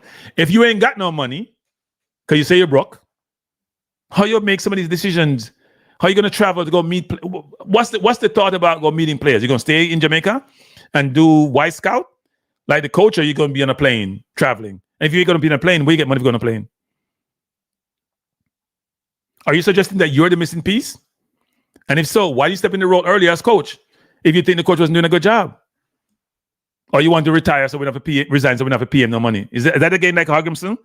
When he resigned, we could have hold out and make some money off of Ireland, but we let him leave and now the coach resigned, so it saves us money. Is that why you didn't fire him? Why should fans trust your optimism when your previous optimism translates into failure, not good results? And also, Rudolph, isn't this playoff situation no loss scenario for you? If you win, you're a hero. Can't talk to you.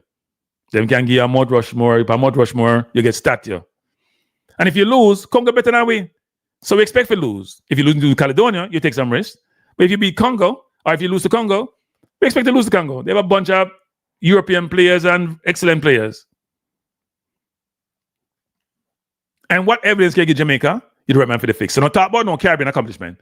What's your evidence to substantiate you're the right person to achieve the goal of going to the World Cup when we had a soup zone, as some Lucky Sharpman said? We had a soup zone, and we feel nice soup zone. We had teams ranked much lower than us. We couldn't beat.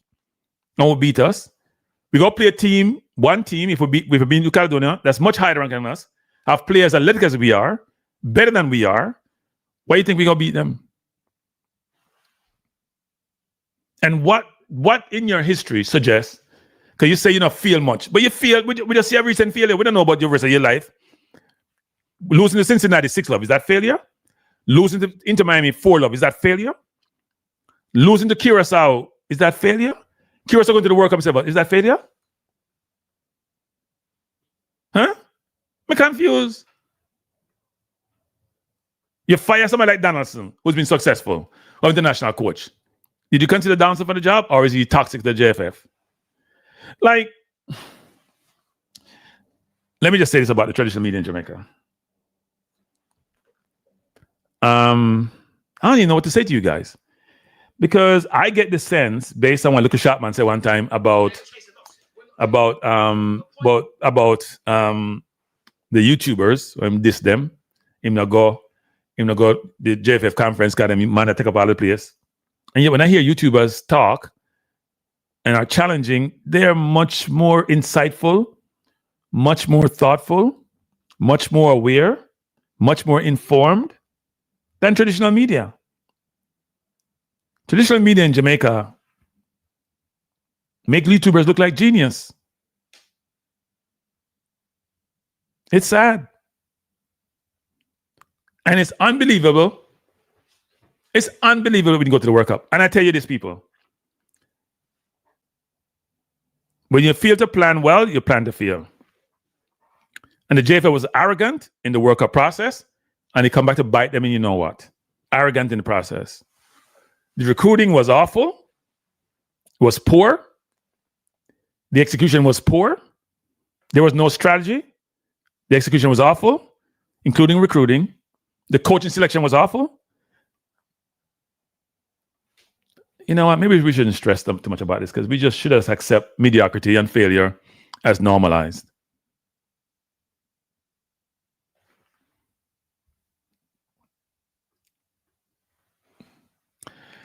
Romain says, so Cranky, Speed told us at all time there should be a certain amount of local footballers should be in the squad, but now you're the coach, you want overseas players. Well, I think, I don't even know what to say about that, people. I told you that Rudolph would go and recruit overseas players, because Rudolph wants to win. No, I saw the national. I've talked about the nationalist thing already.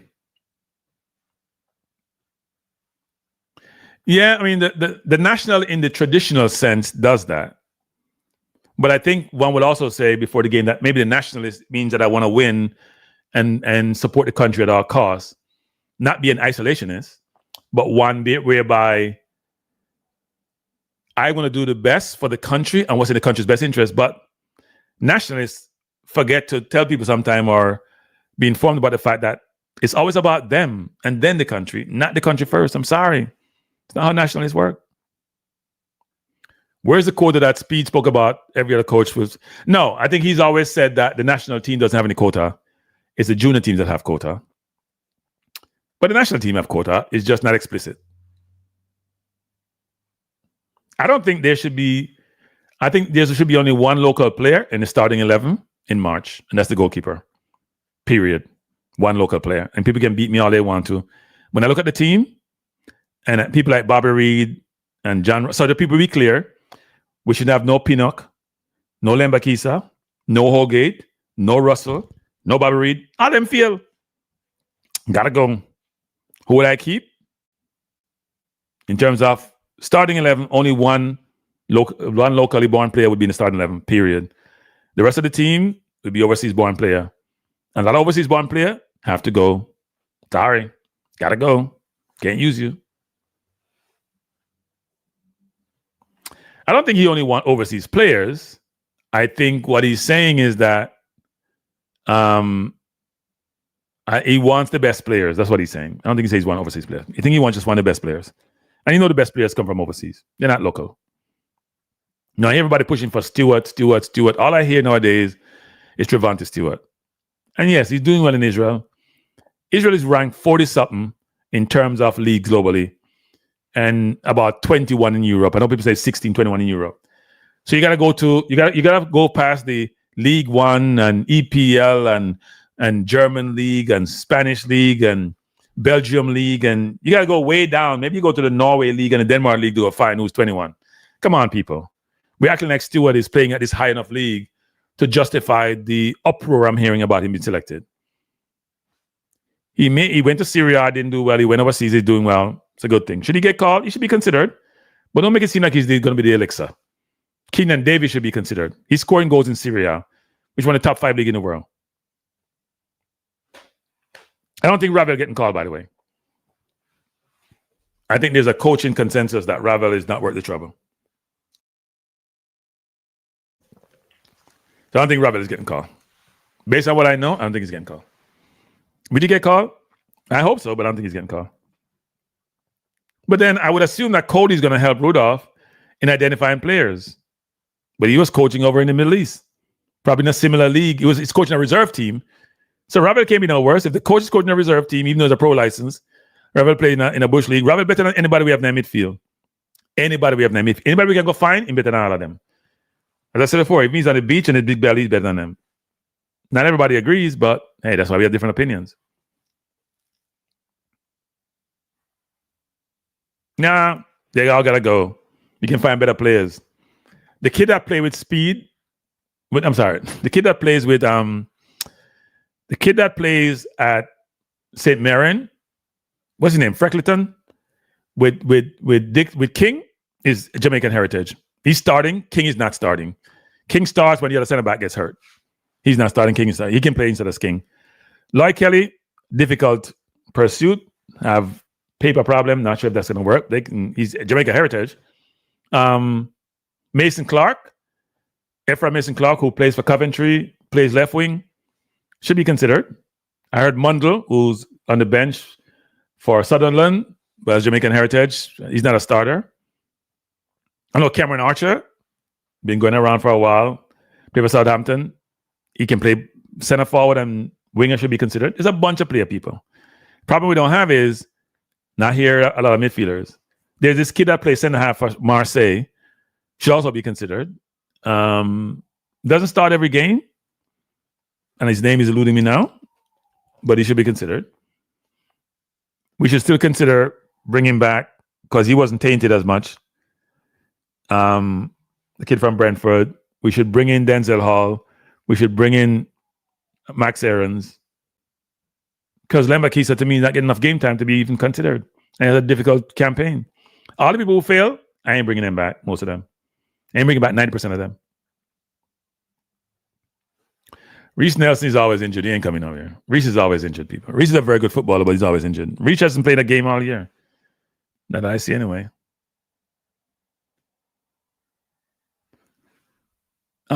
Jonathan Rowe has his papers, but I don't think Jonathan Rowe is considered in Jamaica. I don't think Jonathan Rowe is considered in Jamaica. My understanding is that I don't think Omar Hutch is considered in Jamaica, so we shouldn't think about him. No, I'm not calling no more name, but we'll get passport. Because the last time I called name, I get beaten. After me have my source tell me about names and who the names are and who we should call. And I come out here with my bright self. I talk about all these names, and then people, I talk about this, where the 5 players you talked about. Where's 5 players? I'm not calling a name. When them come through, we can talk about them. Nelson played this weekend. I didn't watch Fulham. He did. If Nelson wanted to come, he would have come. And I'll push for them player there. If Nelson want to come, he'll come. He come to Jamaica, come visit. People get excited. Just like Dujan Sterling went to Jamaica. Dujan Sterling should be considered to it right back. We have a bunch of players, people. We can come up with 15 names of people who should be considered. Question is, do they want to play? And yet we can't find on the midfielders. And we come with 50 pure wingers and defenders. Like our heritage people don't play midfield. I can't think of 4 midfielders apart from Tyrese and Daniel Johnson and Revel recycled that we can consider. Yeah, we can consider tons of wingers, tons of forwards, tons of defenders. Center half, right back, left back. People like Jonathan Rowe, Tyreek Mitchell, if they want to come, they would have come. I don't think they want to come. Some players, Egan Riley was the one I was thinking about. Yeah, he's a player we should be considering and pursuing. But no, Ireland is in the playoff. Maybe it's easier. But Egan Riley we should be thinking about, along with Lloyd Kelly in the center half. Our center halves are not good enough. Our defense is not good enough. Dwight McNeil doesn't want to come. People told me they've spoken to him, not considering it. People don't understand that it's a burden for some players to travel that far, far away from home and come to play for their country. No appreciate them. Who say them to go back at them yard? Who say them a reject? Some players don't want to go through that.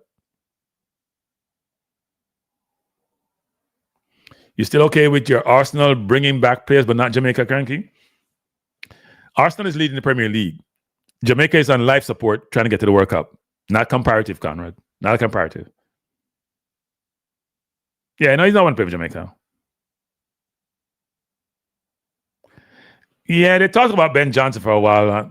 I didn't hear about his papers being submitted. I know that's been discussed, but it's a lot of players, people with Jamaican heritage. A lot. Good night. Who was this speaking? Blessings, Cranky. A parish council, man. Parish council, long time. How you doing? Yes, man. Well, obviously, we're not doing so well. What do you have to say, parish council? Not doing so well at all. Before me share my story still, Cranky, are we having a conversation about new players coming into the team? Yes.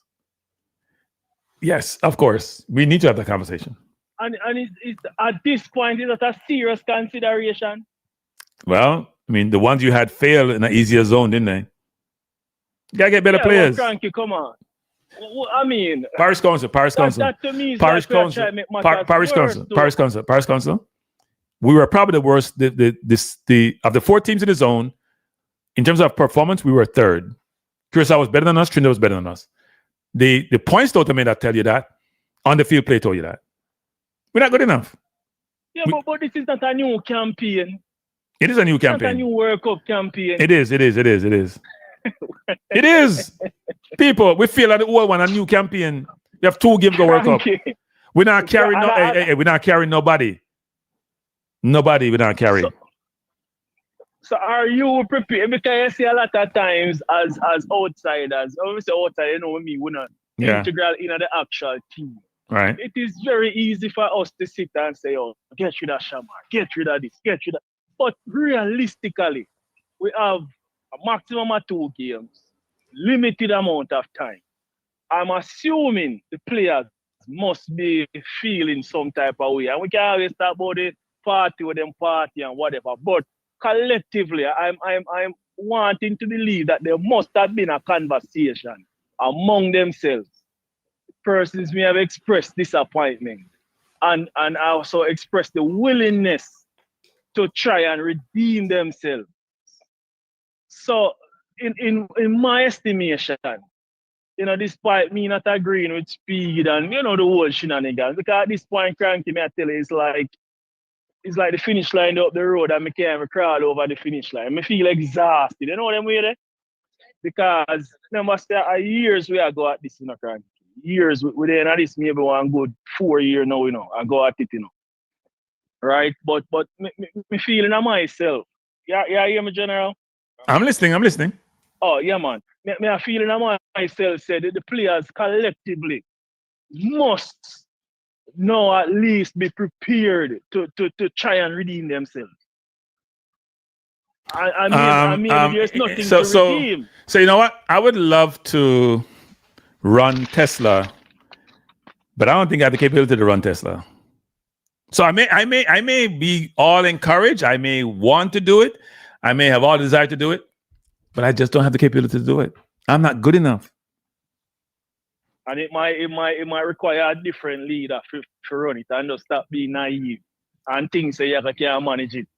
Right, but at least you got to give yourself the best chance. When people listen to Rudolph, Rudolph said, he might bring in new coaches, he might bring in people who think qualified enough to help him, and he's going to bring in new players to help him. He's leaving he might give himself the best chance to win, and he should have done that before, which is sad, actually. Mr. Speid like to say a lot of things to sound and look good, I realize, the optics, it is a lot about the optics. And then especially when he's being interviewed by I wouldn't even call them, they're not journalists. And I call and ask somebody this the other day, is there a difference, and Cranky, you may know, is there a difference between a broadcaster, a reporter, and a journalist? No, they're all in the same vein. Depends. They all could be one and the same. What about an investigative journalist? Is there a difference? Yeah, I mean, like any discipline, you may have different skill sets, right? You may be the one who read the news, but you don't have the investigative skills. Investigative journalist probably is more trained. It's like you have a forensic accountant versus one who just prepare books and records. Yeah. You will have certain skill sets you have developed either by experience or being taught that you can leverage to do certain jobs. So if you're an investigative journalist, you're going to know what to go look for and how to search and get information versus somebody who is good in front of the camera and just read the news. Yeah. I think we're asking reporters to be investigative journalists. And if they are not equipped to do that, then as you find that he's a lot more comfortable being in those spaces where he can just, explore a lot of things. No, I think they're just compromised. I don't think it has to do with their ability to ask the right question. They're just compromised. They don't want to affect the relationship because they want the interview. Because he creates, look, Rudolph Speid generates views, as is happening today. He generates views. He knows this. They know this. They have programs to run. They need to get continuous access. When he becomes coach, they're going to need access to him and be able to bring him in and ask questions and generate the views. Because views, you got to supply your sponsorship. They pay you for views. Exclusive interview with the head coach. Yeah. So they have to do what they have to do. Well, I'll be honest with you, Cranky. Right now, at this point, I'm not even too worked up about this Rudolph Speid thing. Obviously, I'm not in agreement with it because I think he's one of the main contributors, and him bob and weave and try to, get himself out of the blame a lot of times. So I've been in agreement with it, but at the same time, I don't believe we should be looking to start a new campaign. So here's the question, Carl. You know that said it. Yeah, but Curacao was recruiting up until the last window. The 11 players that started against us, none of them were born in Curacao. Not one of them. And even the kid they brought in from Dortmund came in late. Even though he didn't start the game against us. He plays for Dortmund. I'm sure he get more time in the World Cup. Everybody's recruiting except us because we have too much people to recruit and we are in our feelings about local versus overseas. And most people don't care. They just want to win because they understand it means when you win, you get the acclaim and the resources that come with it. And why did we do this recruiting on a full-fledged basis before we got to this point where we're in desperation? When we had that soup zone and we're tall? We know the team wasn't good enough. Teams struggled against BVI. Teams struggled against Cuba. Teams struggled in the Gold Cup. It's not new. Yeah. This should have been done a long time ago. But I mean, Cranky, may have this conversation already about metrics, or should I say, a certain grade of player that should automatically make the team, and a next grade of player will maybe up for consideration. And we continue to find players who are just not at that standard. Like they are not no-brainers. We don't see players that we can say no-brainer. Bring him come. Absolutely. Top class. We're not attracting those type of players. Well, I think we haven't done the best job of creating an environment where the players want to come into that environment and be successful. We haven't. That's part of the problem we face. The current ones that we have now are the ones that we should be attractive. The ones that we have now, a lot of them are not getting it. The problem is the thing, they're not getting playing time at their clubs. You can't use the national team as a place to get playing time. National teams are not the place you're supposed to come get playing time, people. Just what your clubs are for. If you're not playing a club, you should be starting for your national team. Period. And most of the players don't start for their club. I can name you 7, 8 players not starting for their club who are in the squad. And maybe 6 or 7 in the starting 11 who are not starting for the national team. For their club team. That can't be good. Look at the club. Look, think about this. Sifa started last game. He barely gets time for his club team. Pinnock barely get time for his club team. Russell barely get time for his club team. King get game time here and there. Lambakis not getting a ton of game time. It becomes chronic after a while. So they're going to play well for your national team and they're not getting no game time at the club team. That's what Speid was talking about. Saying you have to be playing as him can't use you. So he's excluding a bunch of players who not getting game time at the club team. It's funny how vision for the national team change, you know. But man, I tell you something, Cranky. When on the game, which I know it happened a couple of weeks ago, but a lot of people have testimonies in a hand. If we had one, I think documentaries would have been created, you know, for people experience and or them reach at the match or them get in what happened the week prior and all of them things. I mean, I tell you, me do 2 jobs, you know, in America, you know the rule. Yeah, try to get rich and buy the house quick on the house and the car and everything. Up here, do my thing and dip on the job in hours a night, Cranky, and watch a match on the work. The type of work I do, you don't know me can use my phone and thing. And I tell you, say we lose, and I'm so depressed. So I reach home because I have a son who play ball, you know, I'm 10. Love the football, but obviously me never there home. So his mother, you know, she never really watch the match. So he end up drop asleep. Imagine, you know, the next morning was school morning, you know. You know, when you have youth now wait for go to school at morning time and you have to go wake up your youth, don't it? For the most part. Yeah, for a lot of times, yeah. The son wake me up the morning, you know, Cranky. Come at the room and wake me up and say, Daddy, we are got to work up. I mean, I tell you, say, Cranky, you know, when the man said that to me, come like, when you youth ask to be something to eat, I can't find it to give, you know. I was so... Me feel so, you know, normally in the early morning you get up, you kind of feel in the blues because I say, boy, Johnny, I forgot on the work and thing. And that was like, I call it the final straw. You know the feeling there? Yeah. And I look up on the youth and I say, I can't tell you, say, Tyler, boy, we don't qualify, you know. And the man just look sad and walk away. And I say, that is a 10-year-old, you know. That 10-year-old Latina Cranky. So I think a lot of these players and administration understand what them do to the generation, you know, Cranky. Yeah, but here's my view on that, Parish Council. I think the players did their best, you know. But some of them are just not good enough. They did their best. Even the ones who went partying, they're just not good enough. Some of them just not good enough. I think we're failing to realize that. Like, sports is about winners and losers. And these players, some of them have won in their lives and they do their best out there. I think they did their best. They're just not good enough, some of them. They're not good enough to what was required. That's all it is. They tried their best. They played their best. But we don't seem to realize they're just not good. That's why we have to get reinforcement. They don't have the skill set that we need to get us over the line. And we're going to try to do it against a Congo team, which is recruiting also. Where are we going to source this skill set to qualify in our tournament that does not have USA, Canada, or Mexico? That ain't happening again. This was the last time we're going to have that. So in our lifetime, at least in my lifetime, we know ain't going to no more World Cup. Unless we do a better job. He's a versatile man, you know. He's a man to speak about a lot of topics and things. And, you know, I listen to you and things. And me going to say to link management one of your and I say, boy, management, we need some, what you call it now, men empowerment program.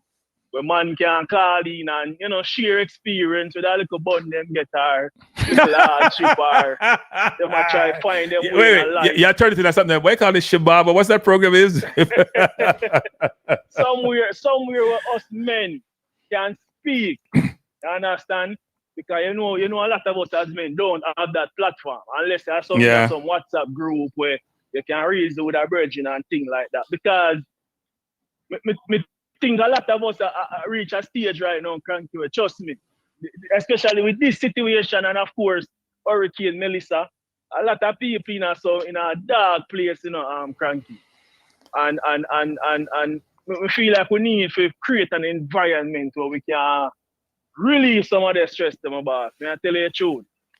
Well, look, it's always good. Right now. I mean, I suffer in a life. I mean, I tell you, mentally, me just feel depressed about this whole situation. May I be very honest with you? Yeah, and look, I we have to understand this, right? Which is the party most responsible for the failure is the one that's deemed to be that's least accountable.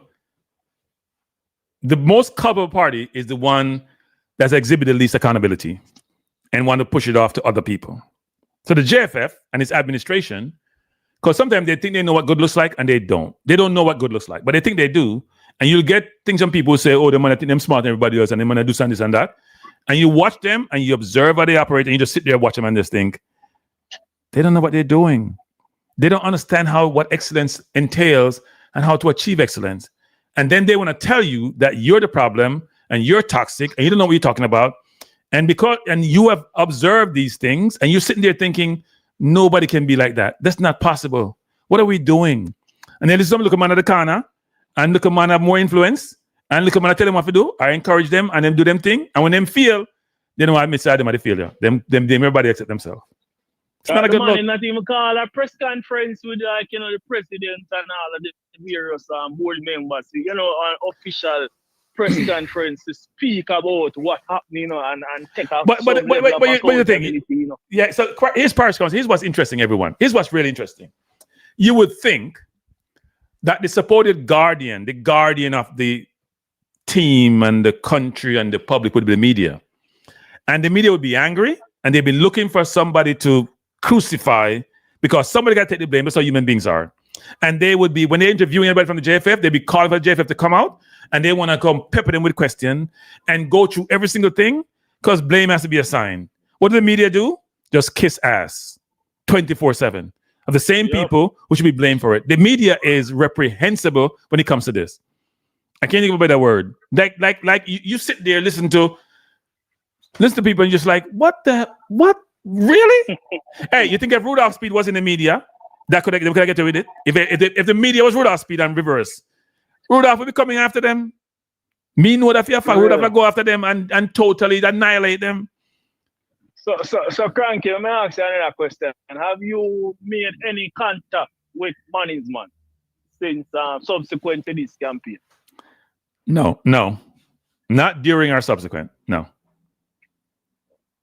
So you don't have any insight as to his take on what transpired, because remember he's and we're very disappointed in the management. I mean, I tell him personally, he's our spokesman because I think the YouTube space he was awarded a position in the setup of the JFF, or I could say the Reggae Boyz team, due to the influence of YouTube, whether we like it or not, or whether he want to accept it or not, I think they looked at the pool of YouTubers and they said, management seems to be the best pick. And he was, and of course, no, I want to say Simon, because I think Simon would have been prior, but management, so he would have been our spokesman or representative from the YouTube space, And I mean, I hear from him yet, which is kind of disappointing to some extent.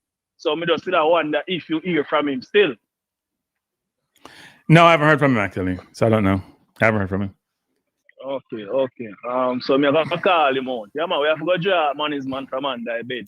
But you don't know, Cranky. Personally, as I say, my last thing, I don't think we should be seeking to change up the team at this point. You know what I mean? I think I would want to see these players come back out and show some level of remorse, some level of fight, some level of something for what they have done to the Jamaican people. And I think it would have been an injustice to us for us to now use new players and possibly be criticizing these new players when we had players prior who put us in this position in the first place. Well, I say a couple things. Paris Council, so you and I agree to disagree on what we should do going forward. I say a couple things. One is, I think all the players who participated want to go to the World Cup. I don't think they sabotage anything. I think they just weren't at the level they need to be to get us there. If you don't have the right tools to get the job done, you got to get new tools or enhance your tools.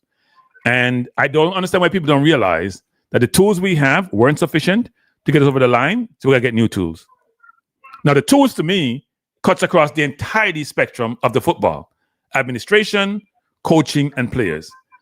The administration stays intact, do what they do. The coaching's left. The players will get changed.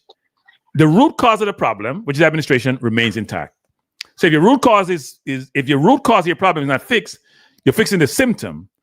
Means you're fixing around the edges, you're not fixing the root cause, you're gonna have problems going forward. Continue to share the problem them about. Them man are not going, them man are not have enough righteousness. I don't know for the right word. If you put up them man and say, gentlemen, I think we should step aside. I don't think that they don't have that in them. They do not have that in them.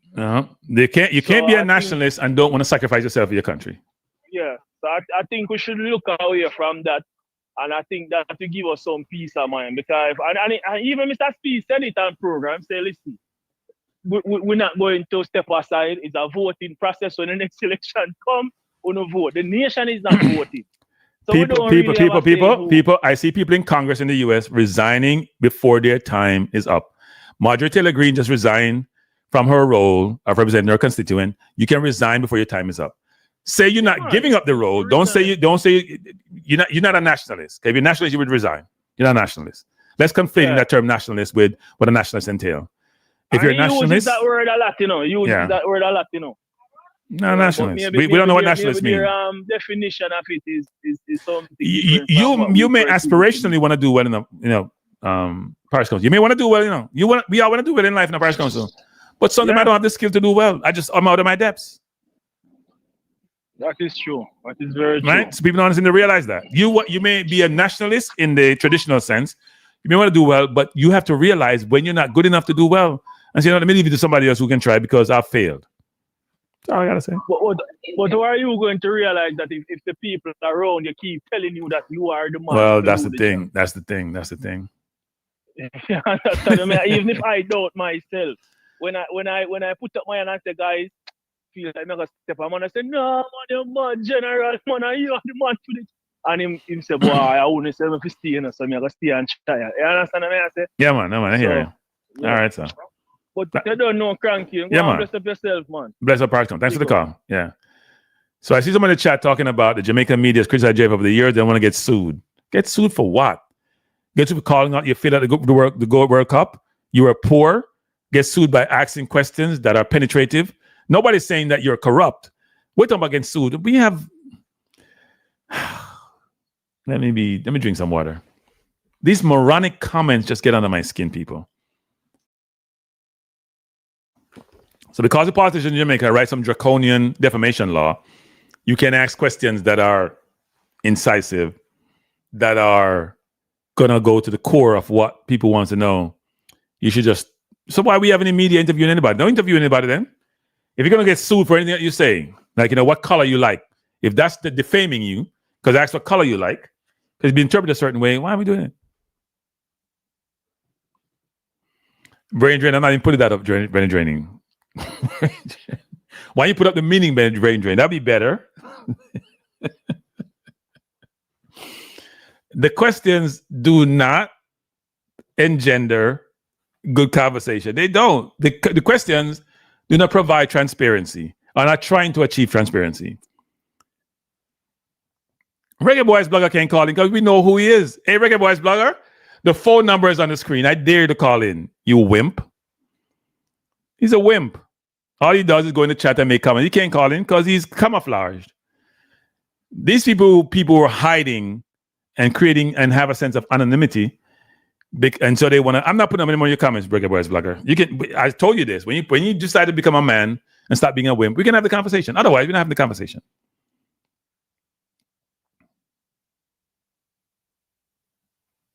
If I was in Jamaica, I can say anything I want to say because what I say is not defaming anybody. I could say, but you know what? I'm also not looking at any friends. I'm not looking to get into anybody's good graces. So I can say what I want to say.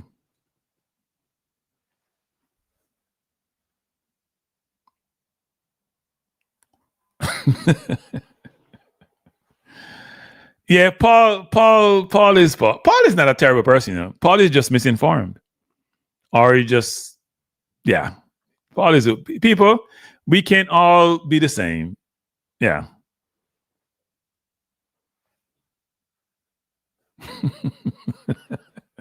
Only brain drain. Only brain drain. Hey, brain drain, I want you to disclose yourself at some point.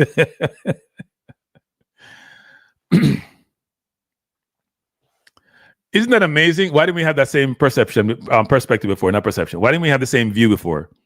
Why weren't operating in the same vein? If you're gonna get so tough now, people, when you're trying to achieve a goal, you know, it has to be clear what your strategy is, you know. I have no what the strategy was to achieve World Cup goal, especially given the poor performance we had in the Gold Cup. The Gold Cup gave us all the clue about where we were, you know.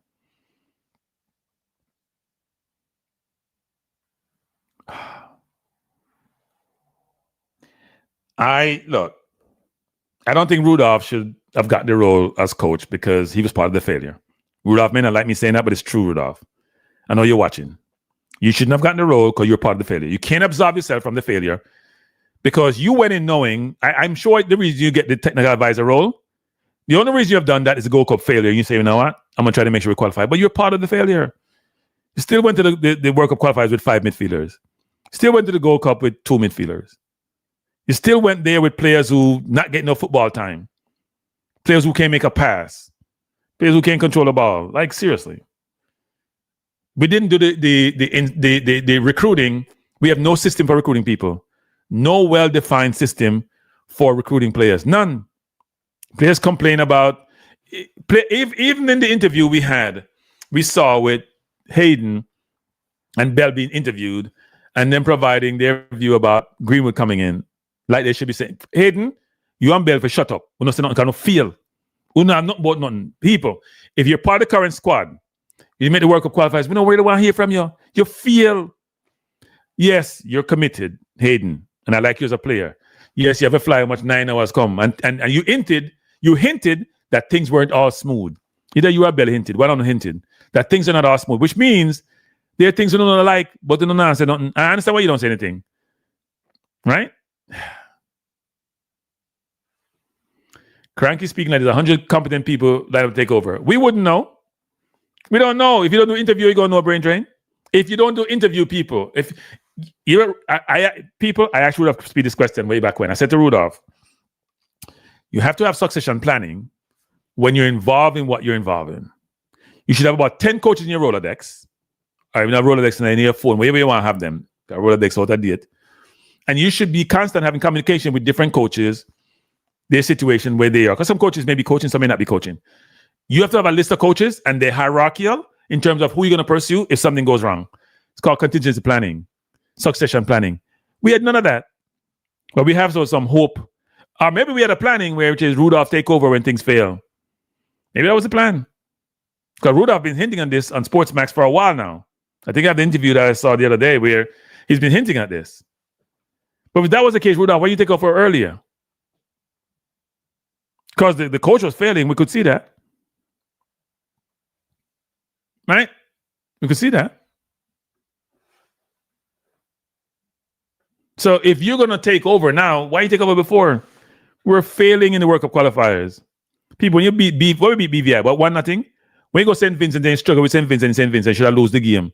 The last minute penalty that Warner Brown got. When you go to the Gold Cup and you embarrass yourself against Guatemala, embarrass yourself against Panama, should have lost to Guadeloupe. Don't know how you didn't lose because Blake saved us. There was enough evidence to say this is not going to work.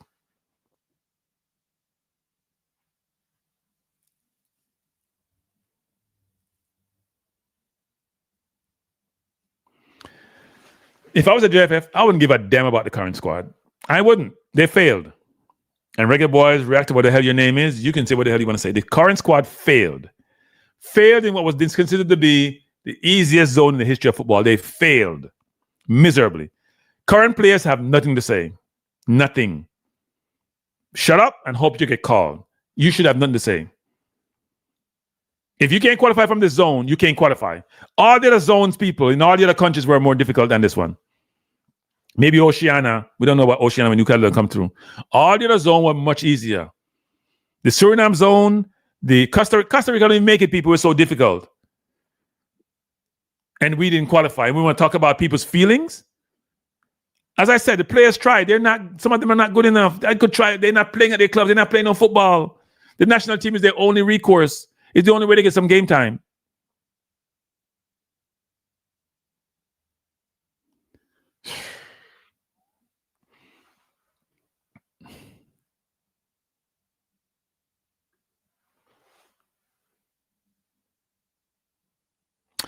Yeah, I mean, Jack Drummond, the point is taken, but we can provide our view, right? He's interviewing. What Rudolph hasn't done well is taking accountability for what transpired. Rudolph is trying to deflect. And I'm sorry, Rudolph, that's not okay. You were a core component of the failure to get to the World Cup. You've been assigned, you need to take, why we lack accountability, people? I don't like that, actually. You know, when I used to have my staff, even when they do something wrong, I would always put my head on the block and say, it's my fault. Because they work for me. They work for me. The buck stops with me. It's my fault. We take it up from there. When I got to get change or someone got to get change, I own it. Wasn't often, but I own it. DJ Geek said, you're a friend them. Wow, you're that. As I told you guys, if I was friends with a lot of people you guys say I'm friends with, I would want to be their enemies.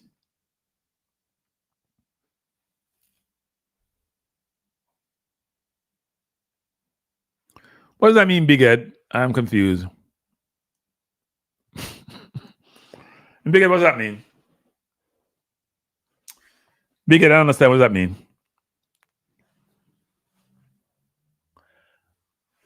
I know people think I've been told that it came back to me that people say I'm toxic when it comes to my perspective on things. But what I wanted to do is point out where I'm saying something which is either not accurate or from an opinion standpoint doesn't make any sense. And then we can have the conversation. For somebody to come on here and talk about I'm defaming people, as Reggae Boy Rector was saying, you might not sue you for defamation. Huh? You talk about defamation. You also might me sue you for defamation. Might me sue you for defamation. In America, we have more latitude about that. There's First Amendment right, people. You can say things about people. So long as it's not malicious, you can say things. It's not like the politicians in Jamaica trying to protect themselves. So they write laws which are draconian and where you can't say a damn thing. And where you can be sued, if somebody comes on your program and says something defamatory, you can be sued. It's like the most ludicrous laws in the history of mankind. But they want to protect themselves and what they do. So they do that.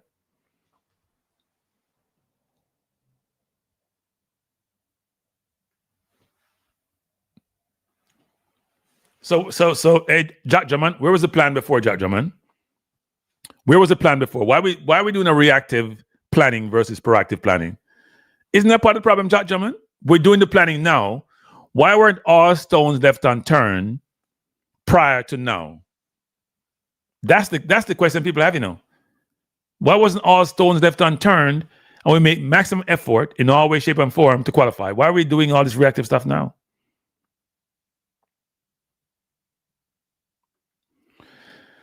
Yeah, we, woulda, coulda, shoulda, as they say. We didn't make it. And we have no good reason why we didn't make it. Can't rewrite history. Now, Rudolph won't be happy with me, but he knows I just speak it from my mind.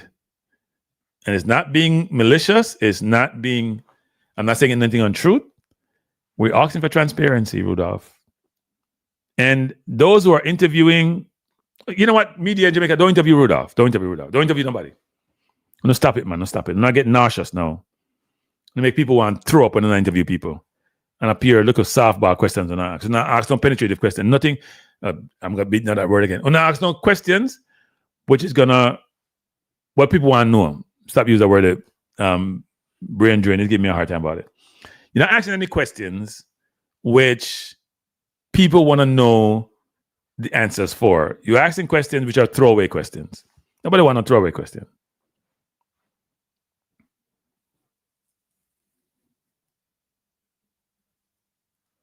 So people, you hear this moron in I chat people, I thought was a bit panicky. Never seen question about Arteta. Arteta ain't win nothing in 6 years. People get fired for less time than that. I'm panicky. We are in the last stage of a World Cup qualifier. We're playing a better team than we played before. We got knocked out by Curacao, who have about 2 people in the country. And you have the audacity to come in the program and chat your nonsense. Man, come off our program, man. Come off our program. I don't mind people who have contrary view to me, but come off with the nonsense, man. I don't know why you come at the program.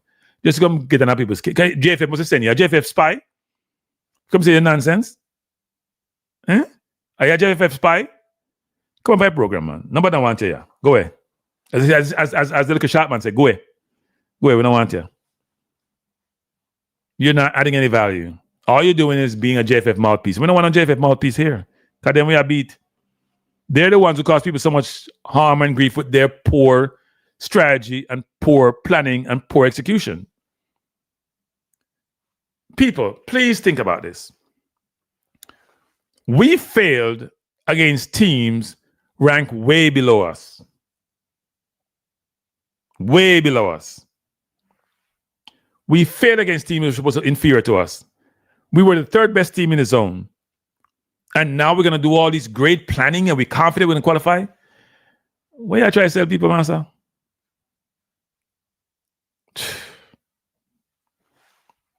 They call them gangster keyboard idiots.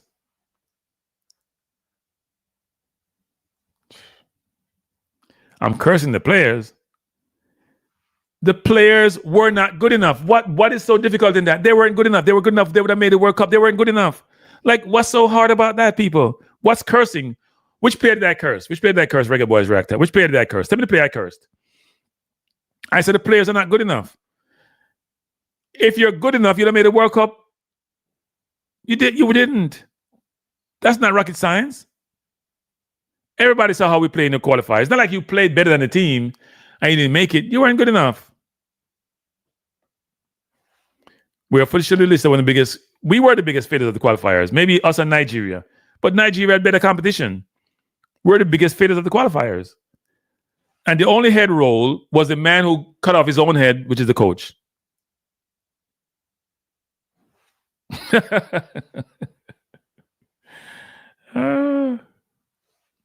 Yeah, I have no hope of making the World Cup. Can we qualify?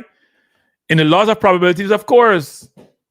It's not 0%. What did I say the other day? 5%? Maybe I was overly optimistic. Hey, Big Ed, if you watch my program, you don't heard that. What players am I keeping? Not too many. I would keep the goalkeeper, one of the goalkeepers, which is Blake. I'm not sure the other two will survive.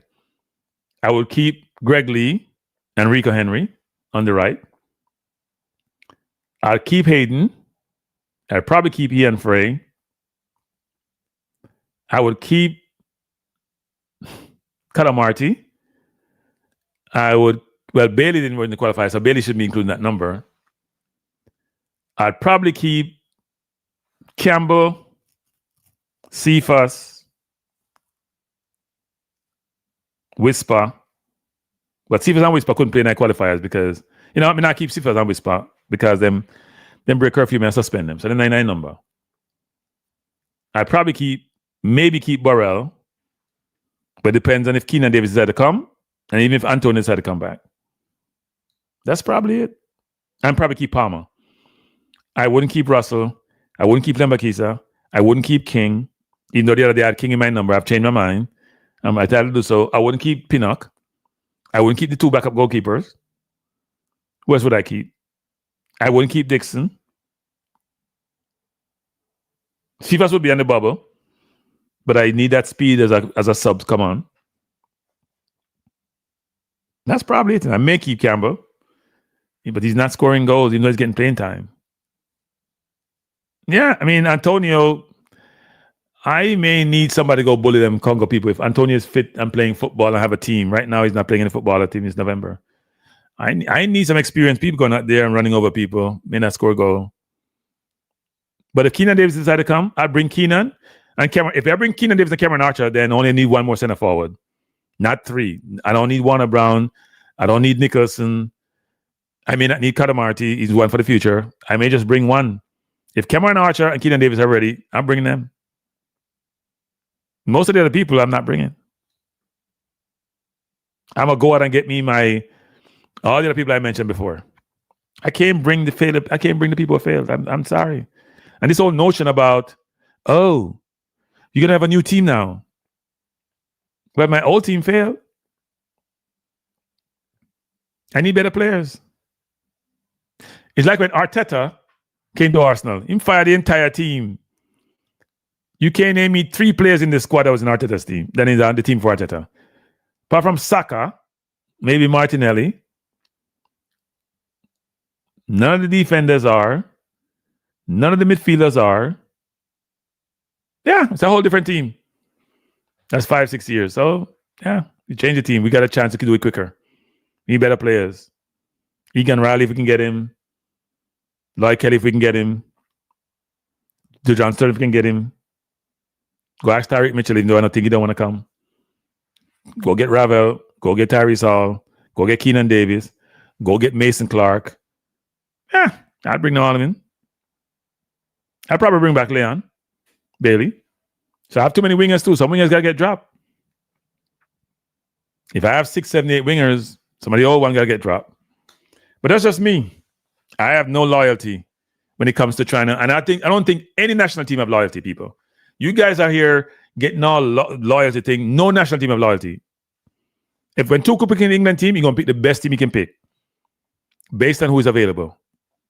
Now, England don't have a bunch of diaspora players to go pick from, but you're going to pick the best team available. And Rudolph Speid said you don't need much time. Didn't the man say most of the players, them know strategy already? Them know moments and style of play. They don't need no time. You know, I think that's not really true, but yeah.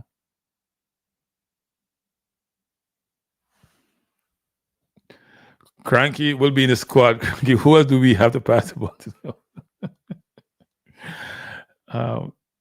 Let me say this. If we keep the old players, we will not qualify.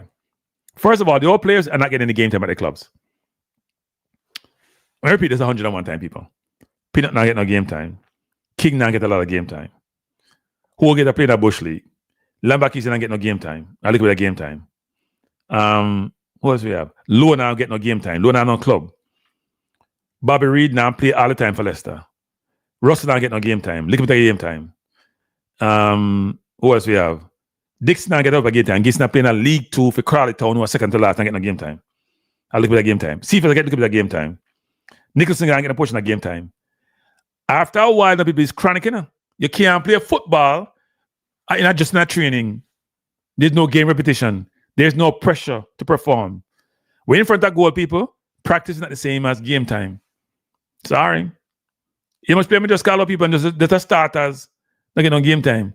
Nothing go up on the bench yet. What not talk about? Nothing go up on the bench yet. Even something not get no game time. My name, Rico Henry, not get much game time. As you go down the list, it gets chronic. I don't know that I talk about say them people, they not get no game time, so what difference it make?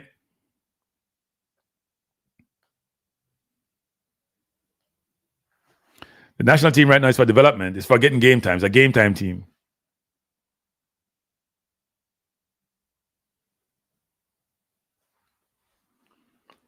So we're going to do comparison. Here's the problem we have people. We have people in the chat who think they're so smart.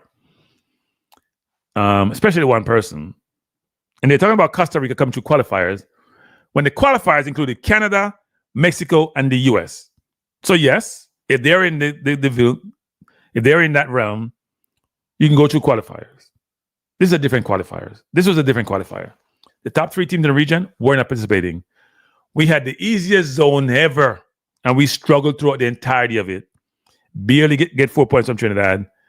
Got 1 point from Curacao. Play a Bermuda pickup team. We can't beat no JPL team, and then we want to. And then people have something to say, people. I think Louis Baker got visa paper problems. I don't think we think about Louis Baker.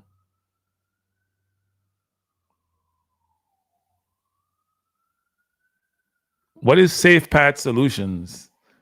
Is someone in the chat? What is Safe Path Solutions? I don't know what that is.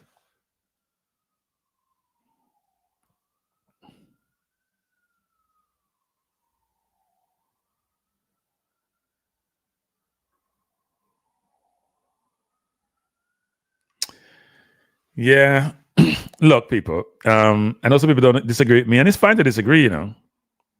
It's fine to disagree. By the way, I did write an article on Rudolph Speid on my website, you know.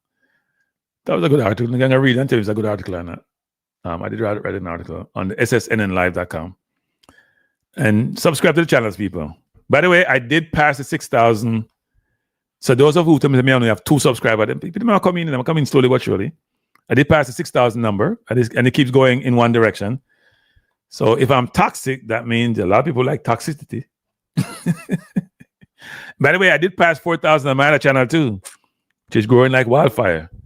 I think I dropped one video for AI, and that went viral a little bit. So it's a good thing. It's a good thing. So I appreciate you people. Those of you who support the channel, always at the channel, always support the channel. I can't call your name because then I get in trouble. I truly appreciate you. 6,000 on this channel, 40-something on Balance View, and my website is growing slowly but surely. So I appreciate all of you. Thank you, triple 6511 6551, I should say. I appreciate each of you who are supporting the channel.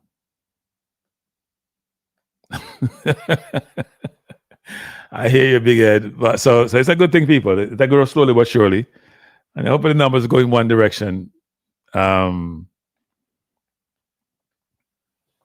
We need better players, people. Those who don't think we need better players are fooling themselves. We need better players. Now, I have nothing against the players who play for the team, you know. In fact, I've met some of these players. They're good people. They're nice people. All the players I met when I was in Texas, when they were playing in the 2 years ago Nations League, brilliant people. They took pictures with me. They were great people. And so a lot of them are still here. So it's not about me having something against the players. I am just a nationalist. That's all. I'm just a nationalist. I'm a nationalist, people. And nationalists have one obligation. It's about the country and being a national. It's not about anything else. It's not about the individual. It's not about me. It's not about the player. It's about the country. And what's best for the country may not be what's best for the players or what's best for me. It's about the country. And so from where I sit, I don't think a lot of players are at the level they need to be to get us to the World Cup. They failed already miserably in a zone that was as easy as it ever could be. Now, it'd be a different conversation if they qualified. They still were not at the right level that we need to go compete in the World Cup. But at least they would have qualified, so we could say a darn thing. Right now, we're on the outside looking in. We're on the outside looking in, and it's not a good look. And my hope is that people will realize that we cannot qualify for the World Cup with the same team. It doesn't work. We have some very good young players. We have Kadamarti, we have Campbell, we have even Dixon has potential, but they're for the future, a lot of them, not for the current. Sorry. Not for what we're trying to do in 2 games in March. And anybody can see that, fooling themselves. Bless up Jamaica vibes. So I'm going to sign off, people, because it's 9 o'clock and I've been here for 2.5 hours, by saying this. First of all, before you leave, hit the like button, subscribe to the channel if you don't think I'm too toxic. If you think I'm toxic, you don't have to subscribe. I appreciate each of you who will come to this channel, listen to me, engage with me, teach me, inform me about stuff. And those of you who text me on my what I call it, my channel phone and send me all these videos. Because the only reason I know about Speid, you know, is people get about 4 videos in a succession, you know, saying that he had an interview. That's the only time I know about these things. I don't follow some of these things as well as other people do. So I was unaware. Right? I do get information from like CBM and TVJ and all that, but I was unaware. So I appreciate those of you who text me. Wayne and I start calling them, I get myself in trouble, you know. But a number of you text me, Jaguar text me, Wayne text me. I can't remember who else text me. And they sent me the video. And so that's why I jumped on to have the conversation. And Brain Drain says, I need to be like Rudolph Speid, assist and not insist. So I want to assist Rudolph and the team in getting more players. I don't want to insist that they get players.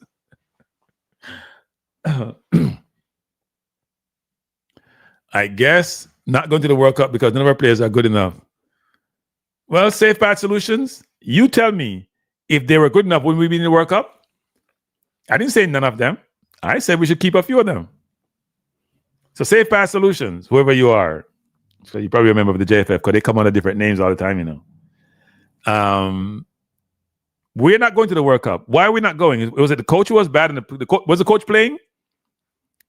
Huh? Where was the coach playing? Brian, please. Was the coach playing Safe Path Solutions? The path to the World Cup wasn't safe. It's treacherous. Very obvious. Bless up DJ Dredja. The World Cup is in our backyard, but it's far away. I don't think people can sit there and think about the fact that we're going to make the World Cup with this squad. Like, what are we drinking, people? What are we drinking? This is not a playoff like what Trinidad had when they made it in 2006. This is not the same playoff. Play some team from Oceania and you get in. You got to play 2 games. They watered down it in this region for us to get to the World Cup. Our playoffs was the games we have back on the home and away we had in our zone. That was our playoffs, and we failed. Here's some extra playoff we're getting. No, I don't know who the former players are, you know. But how are they going to help? How are the former players going to help people? How are they going to help? I'm curious. Are they going to help recruiting? What is it that we're going to do? Like, you know, I gave a blueprint the other day. By the way, people, I just don't come here and talk, you know. Like some people think, you know. Like some people like Reggae Boyz React. I don't come here talking. I gave them a blueprint to follow. If they follow my blueprint, it will increase the probability of them being successful. Follow the blueprint. Go watch my video on the blueprint, people. There are about 7 or 8 things that they need to do with subheadings under them. I would agree with that, DJ.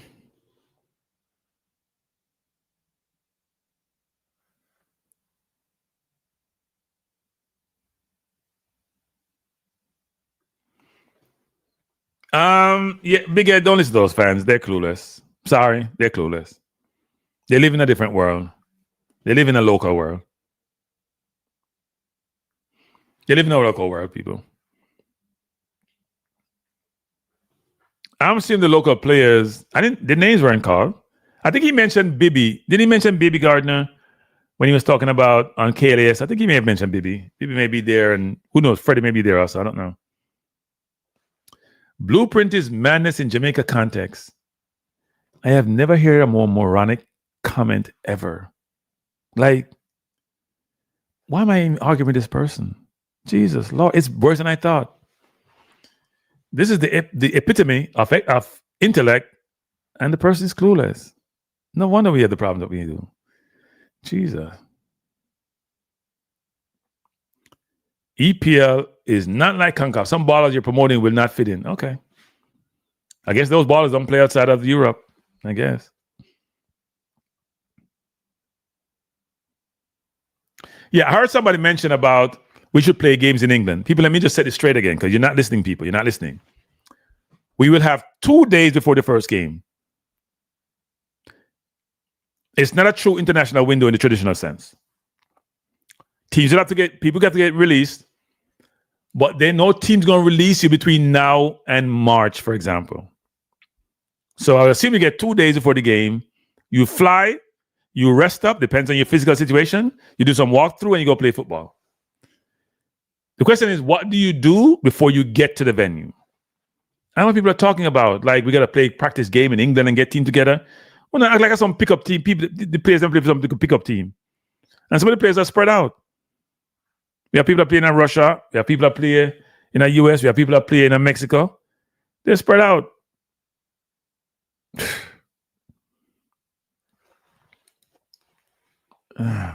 It's like we're not thinking, people. That's not how it work, people. You will have no time to prepare. No time to prepare. None. Now, ain't nobody fool you. You'll be lucky if you have a day and a half to prepare 2 days. Clubs don't have to release the player before that. It's only a 1 week window, you know. It's not a 2 week window either. Now, based on what I see, games have been played in 2 venues. You play 2 games, probably 2 days apart. You go back to your club team and you're done. It's not a pretty picture. Before the World Cup, we're getting all these players. I only saw Rico Henry. From all the players you're mentioning, we get him. So, okay, so we can go over the players. I said, we're getting Mason Greenwood. He got his passport, decided not to come. I can't control that.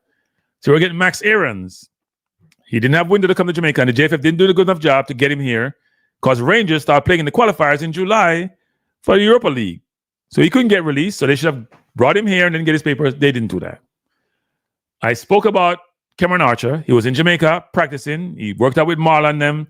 The man was pleasant. His papers was being processed. They weren't finished process. Who was it I mentioned? That's 4 of the 5. I can't remember the other person. Oh, Tariq Mitchell, who seemed to have lost interest because England seemed to be more interested in him. And he's mentioned in England a lot of times he didn't get no call up. So yeah, those are the 5 players. Kill me, beat me if I mention those 5 players. Those are the 5 players. They didn't turn up. I can't control that. Some because of Pika, other because they may have changed their mind or different reasons. Or JFF. The JFF wasn't proactive in recruiting people because they thought they were good enough. And the coach was hesitating at first saying young players should play for England. Worst hire in the history of Jamaica football. And JFF take no responsibility. 66551. Didn't you hear Reggae Boyz reactor say we don't need any blueprint? So what are you talking about having meetings and game strategies? What are you talking about? We don't need any blueprint. You're the man saying the genius, so we don't need any blueprint.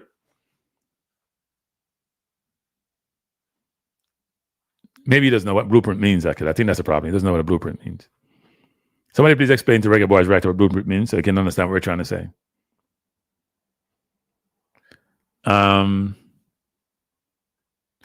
We can't throw players in on the field and expect a miracle. We've been doing that for 30 years and failing. I have no idea what you're talking about, BM. I have no. Anyway, people, let me go before I get annoyed with some of these people in their comments. Let me just say this. First of all, thanks for being here. Appreciate you being here. Hope you have a wonderful Sunday. This football journey continues. I'll be doing more programs. People, go watch my video on the lucid gravity that I did when I did that. I posted that last, what was it? I think it was Friday night. No, yesterday. Yeah, yesterday. One says, I'm looking at lucid gravity SUV. Did a test drive. So go listen. Tell me if you like my video and give me your comments. People are dropping comments in the comment section, so I appreciate that. Secondly, I appreciate each of you. And by the way, follow the blueprint for brain drain. Follow Brain Drain, who has become a member of my channel. And as I said, as I get enough people, I will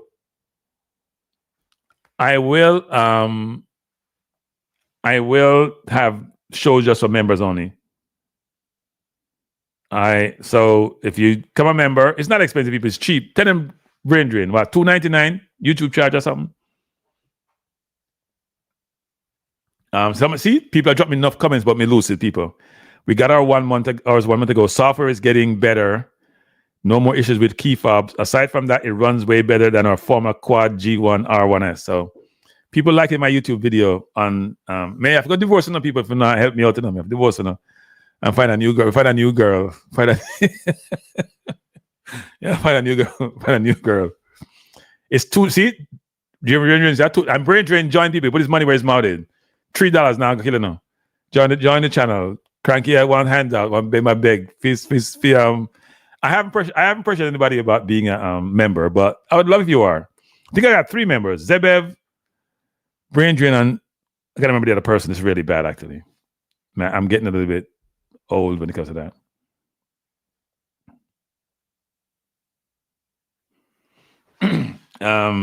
No, I don't follow Jamaica football, people. I don't know about Jamaica football. You guys are the ones from Jamaica football. You're the geniuses. If the JFF did what I suggested a while back, would have made the World Cup. No doubt. Go watch the previous videos I did on other people's channel and on my channel. If the JFF followed me, would have made the World Cup. I'm a car salesman. No, I am doing other things. My nephew is teaching me to do other things. He's my production staff, so he's helping me. And it's fun. It's fun. Go watch a video, people. Watch a video at 200. There's 220 people in the chat. I know most of you haven't watched the videos. Go watch the video. It's 30 minutes. You can't skip through some of it. And give me your feedback on the video.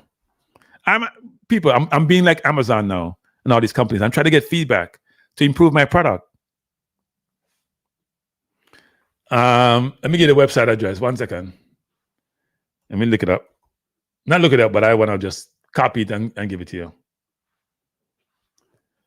I haven't done a lot on the website lately because I've been so busy on the YouTube channel, but I got to start writing more articles. But I have a couple articles on Rudolph Speid in there, That's the website address, people. You can go to the website, click on register, because I do check it every day for registration, People register as users or they subscribe to the channel. It's free to subscribe, people. You're not paying no money. But I've written quite a few political articles. I've written articles on technology. I've written a couple of social. I've written on football, on CONCACAF. So when you go in there, if you want to see on Rudolph Speid, I think Rudolph Speid is on the cover actually for one of them. And then if you go to the CONCACAF section, I have a couple on CONCACAF. So go to the website, people, or go look at that video about lucid gravity. I appreciate you. And if each of you 200 people go to watch a video, it increased the number. I think the number is going up, and people are commenting on the video from all walks of life, which I truly appreciate. So have a good evening, people. By the way, I have the lucid video on both my Balanced View channel and on my Cranky Life channel. So it's a good thing. So have a good evening. Thanks each and everyone for being here. You could have been any place else on a Sunday evening or Sunday night, and you chose to be here. So I truly appreciate you. Have a wonderful night. I know some of you don't agree with my perspective, and that's right, and it's good. We don't have a monolithic channel where people have to agree with me, but at least consider some of the things I say, and then assess it, and then you can provide an informed perspective as to what your views are. I understand the view that people don't think that we should go out and get a new team. I totally agree that we should. If your players are not playing football, you got to go find players who are playing football. Rudolph said the same thing, by the way, people. He said the same thing I've been saying. Hey, Rudolph, if you listen to me more often, that make World Cup. Trust me. Even though I'm not that smart. Brain drain, guy your bed, brain drain. Guy your bed. You get too much trouble. But anyway, people, I'm just gonna shut the channel down now, and I appreciate you. Before you leave, though, hit the like button, people. Before you leave, hit the like button. Before you leave, if you haven't subscribed, please subscribe. Before you leave, go to the website, ssnnlive.com, and go read some of the articles. If you don't like them, then you can just no subscribe. And before you leave, what else I was gonna say? Balanced View, balanced past tense, Cranky Live, SSNN Live. My videos I have some video. One I'm doing really well actually on AI, on both Cranky Live and Balanced View, and my video on the lucid gravity is also on both channels. So watch them, listen, provide your feedback. I do engage in the chat. People can tell you. I engage with the commenters in the comment section. And most of my comments are not as caustic as they are on this channel. They're much better. Yes, it's much of people. So enjoy your night, people. Bless up. Peace out. Thanks. See you when I see you.